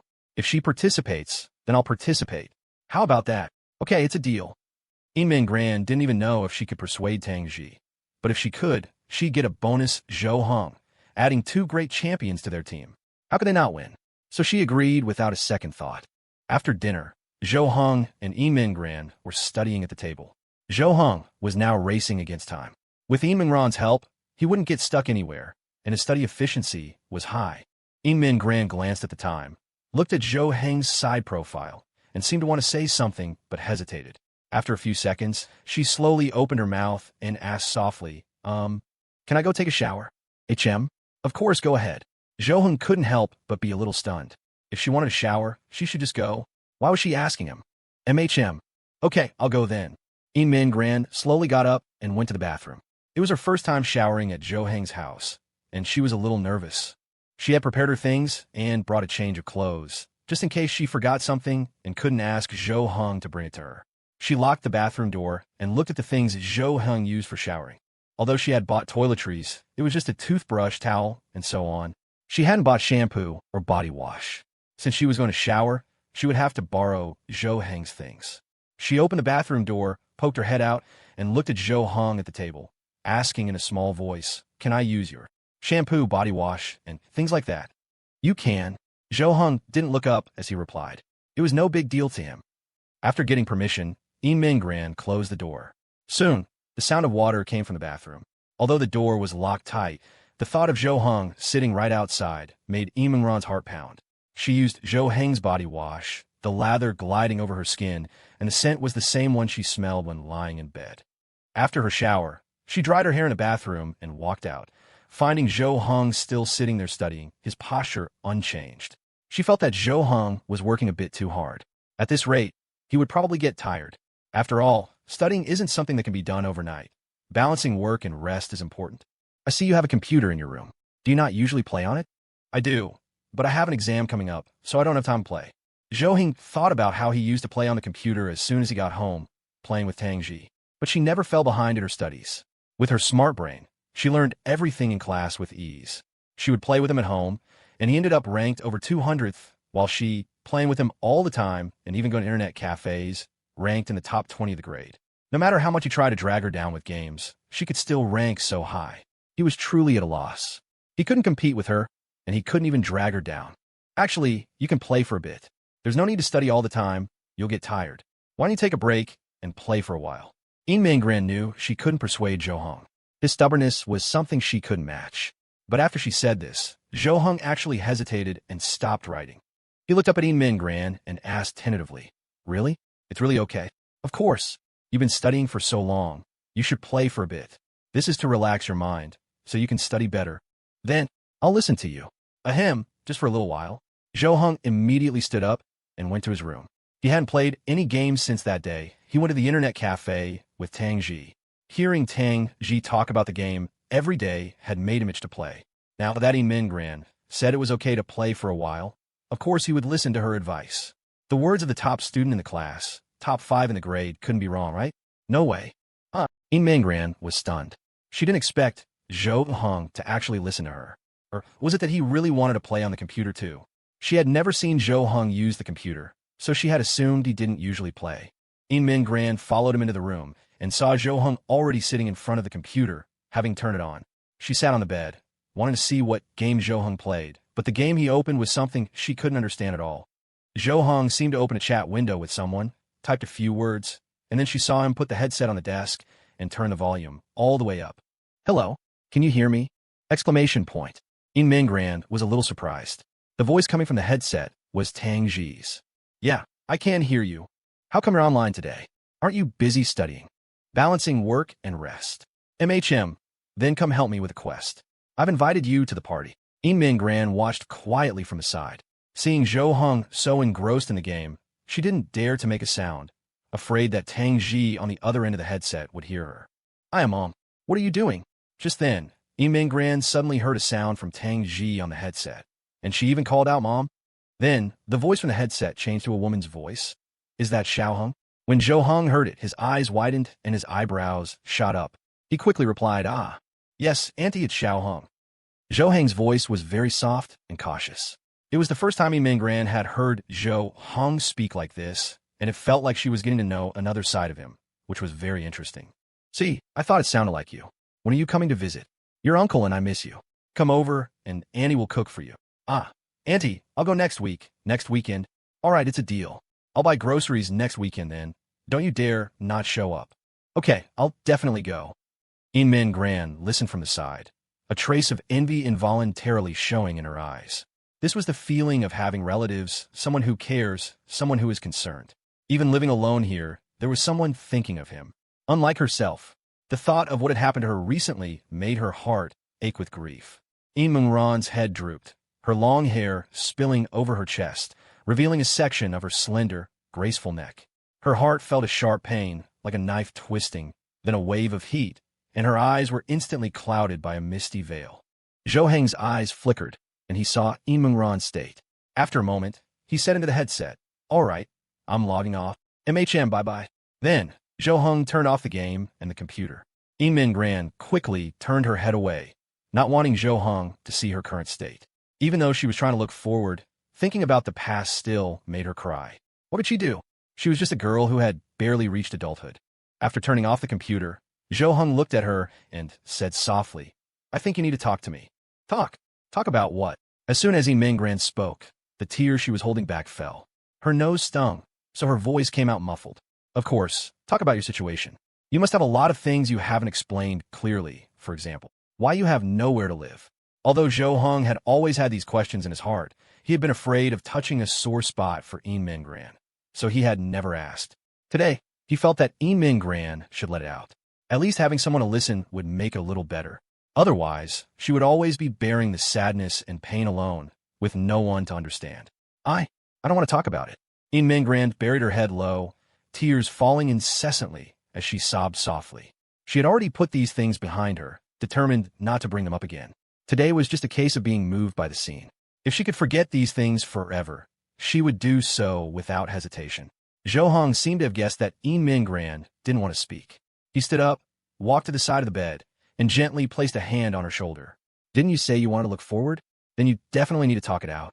Why bear the sadness alone? You could talk to me anytime. At least you'll have someone who understands how you feel. Min Gran looked up, tears still clinging to her eyelashes. But seeing the look in Zhou Heng's eyes, her sorrow, for some reason, lessened by half. I have nowhere to live. Because I no longer have a home. That home doesn't belong to me, and I can't live there anymore. Then who does it belong to? Zhou Heng was a little confused. It seemed there was a hidden story here. He got some tissues for Min Gran to wipe her tears. After her emotions had calmed down a bit, she finally spoke slowly. My family is a remarried one. I was brought over by my mother. My father, he also had a child, but the child was with his ex-wife. After they passed away, my dad's ex-wife came with his son and took the house. Because her name is on the property deed. She's a co-owner. When they divorced, she didn't want the house, but now they've come back to claim it. There's nothing I can do, so I have nowhere to live. Zhou Heng's eyebrows nearly knitted together, his expression turning ugly. Taking advantage of a tragedy? There are people that despicable? So she doesn't plan to give you any compensation?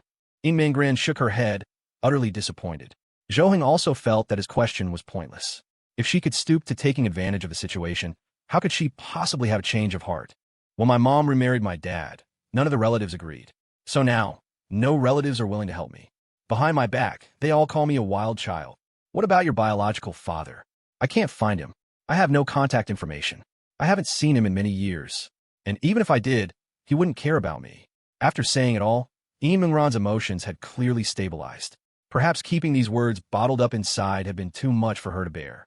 Now that she had voiced them, she felt much more at ease. Zhou Heng nodded silently beside her, having understood Mingran's troubles. He had never imagined that Min Gran was shouldering such a heavy burden. He had originally thought that Min Gran couldn't move on, cried often, and couldn't face reality, lacking a bit in mental fortitude. But now his view had changed. He had changed his opinion of Min Gran. After experiencing all this, being left with nowhere to go in a heavy rainstorm, possibly not even surviving the night, all she did was cry, just using that method to vent her stress and sorrow. She didn't retaliate against society, didn't give up on herself, didn't commit suicide. Now she could even attend school normally and show a smiling face. Zhou Heng felt she was already strong enough, so strong that he looked at her with new eyes, with special admiration. Thinking of this, Zhou Heng had already made a decision in his heart. Since fate had arranged for him to help Min Gran, he couldn't let her stagnate or let all her previous efforts go to waste. Such an excellent girl would surely have a promising future, at least more promising than his own. She shouldn't have her future cut short by these external factors. That would be too much of a pity. Even he felt it was a great pity. Zhou Heng patted Mingran's shoulder and said, "Don't think about anything. You don't have to worry about a thing. I'll take care of your food and lodging. You don't have to worry about living expenses either. I'll give them to you until you can get a job and support yourself. Just focus on your studies and live a good life, that's all." Min Gran looked up, her eyes instantly filled with shock. Her entire face was a picture of disbelief, her mouth hanging open, unable to close. "I can't bear to see such a good student be crushed by life. Don't worry, my family is pretty well off. They give me a lot of allowance every month. If you play games, you could tell from my in-game equipment. I'll split my monthly allowance with you." Min Gran quickly waved her hands in refusal. No, no, no. How could I? We're just classmates. For you to do this for me, I can't accept it. She couldn't believe Zhou Heng would make such a promise to her. They were just high school classmates, and they had barely known each other for the past 2 years at school. And now Zhou Heng was saying he would support her? All right, don't argue with me. You know you can't win against me. My biggest weakness is my stubbornness. Min Gran knew this was true. She couldn't out-argue Zhou Heng. And now that she was living under his roof, the first rule was to listen to the master of the house. She lowered her head, her voice as faint as a mosquito's buzz. Then, "What do you need me to do?" "Do, MHM. After a man starts taking care of a woman, don't they usually do something?" Min Gran knew that if she accepted, she would have to offer something in return. There's no such thing as a free lunch. As she said this, her face flushed red to the tips of her ears, and she didn't dare to look Zhou Heng in the eye. Zhou Heng rubbed his chin and said calmly, "The term taking care of isn't quite accurate, but I do need you to do something." You say it." Imran's face was about to drip blood. Like a startled fawn, her whole body trembled slightly, but she still managed to force the words out of her throat. For her now, this opportunity was too good to pass up. She had to survive before she could think about other things like studying, dignity, or even her body. If it were anyone else, she probably would have refused without a second thought. But since it was Zhou Heng, her heart calmly accepted it. Zhou Heng nodded and said, "MHM, my family said that if my ranking in this monthly exam doesn't go up by 50 places, they'll cut my allowance. So for the sake of our living expenses, you'll help me study. Help me improve my grades before the monthly exam."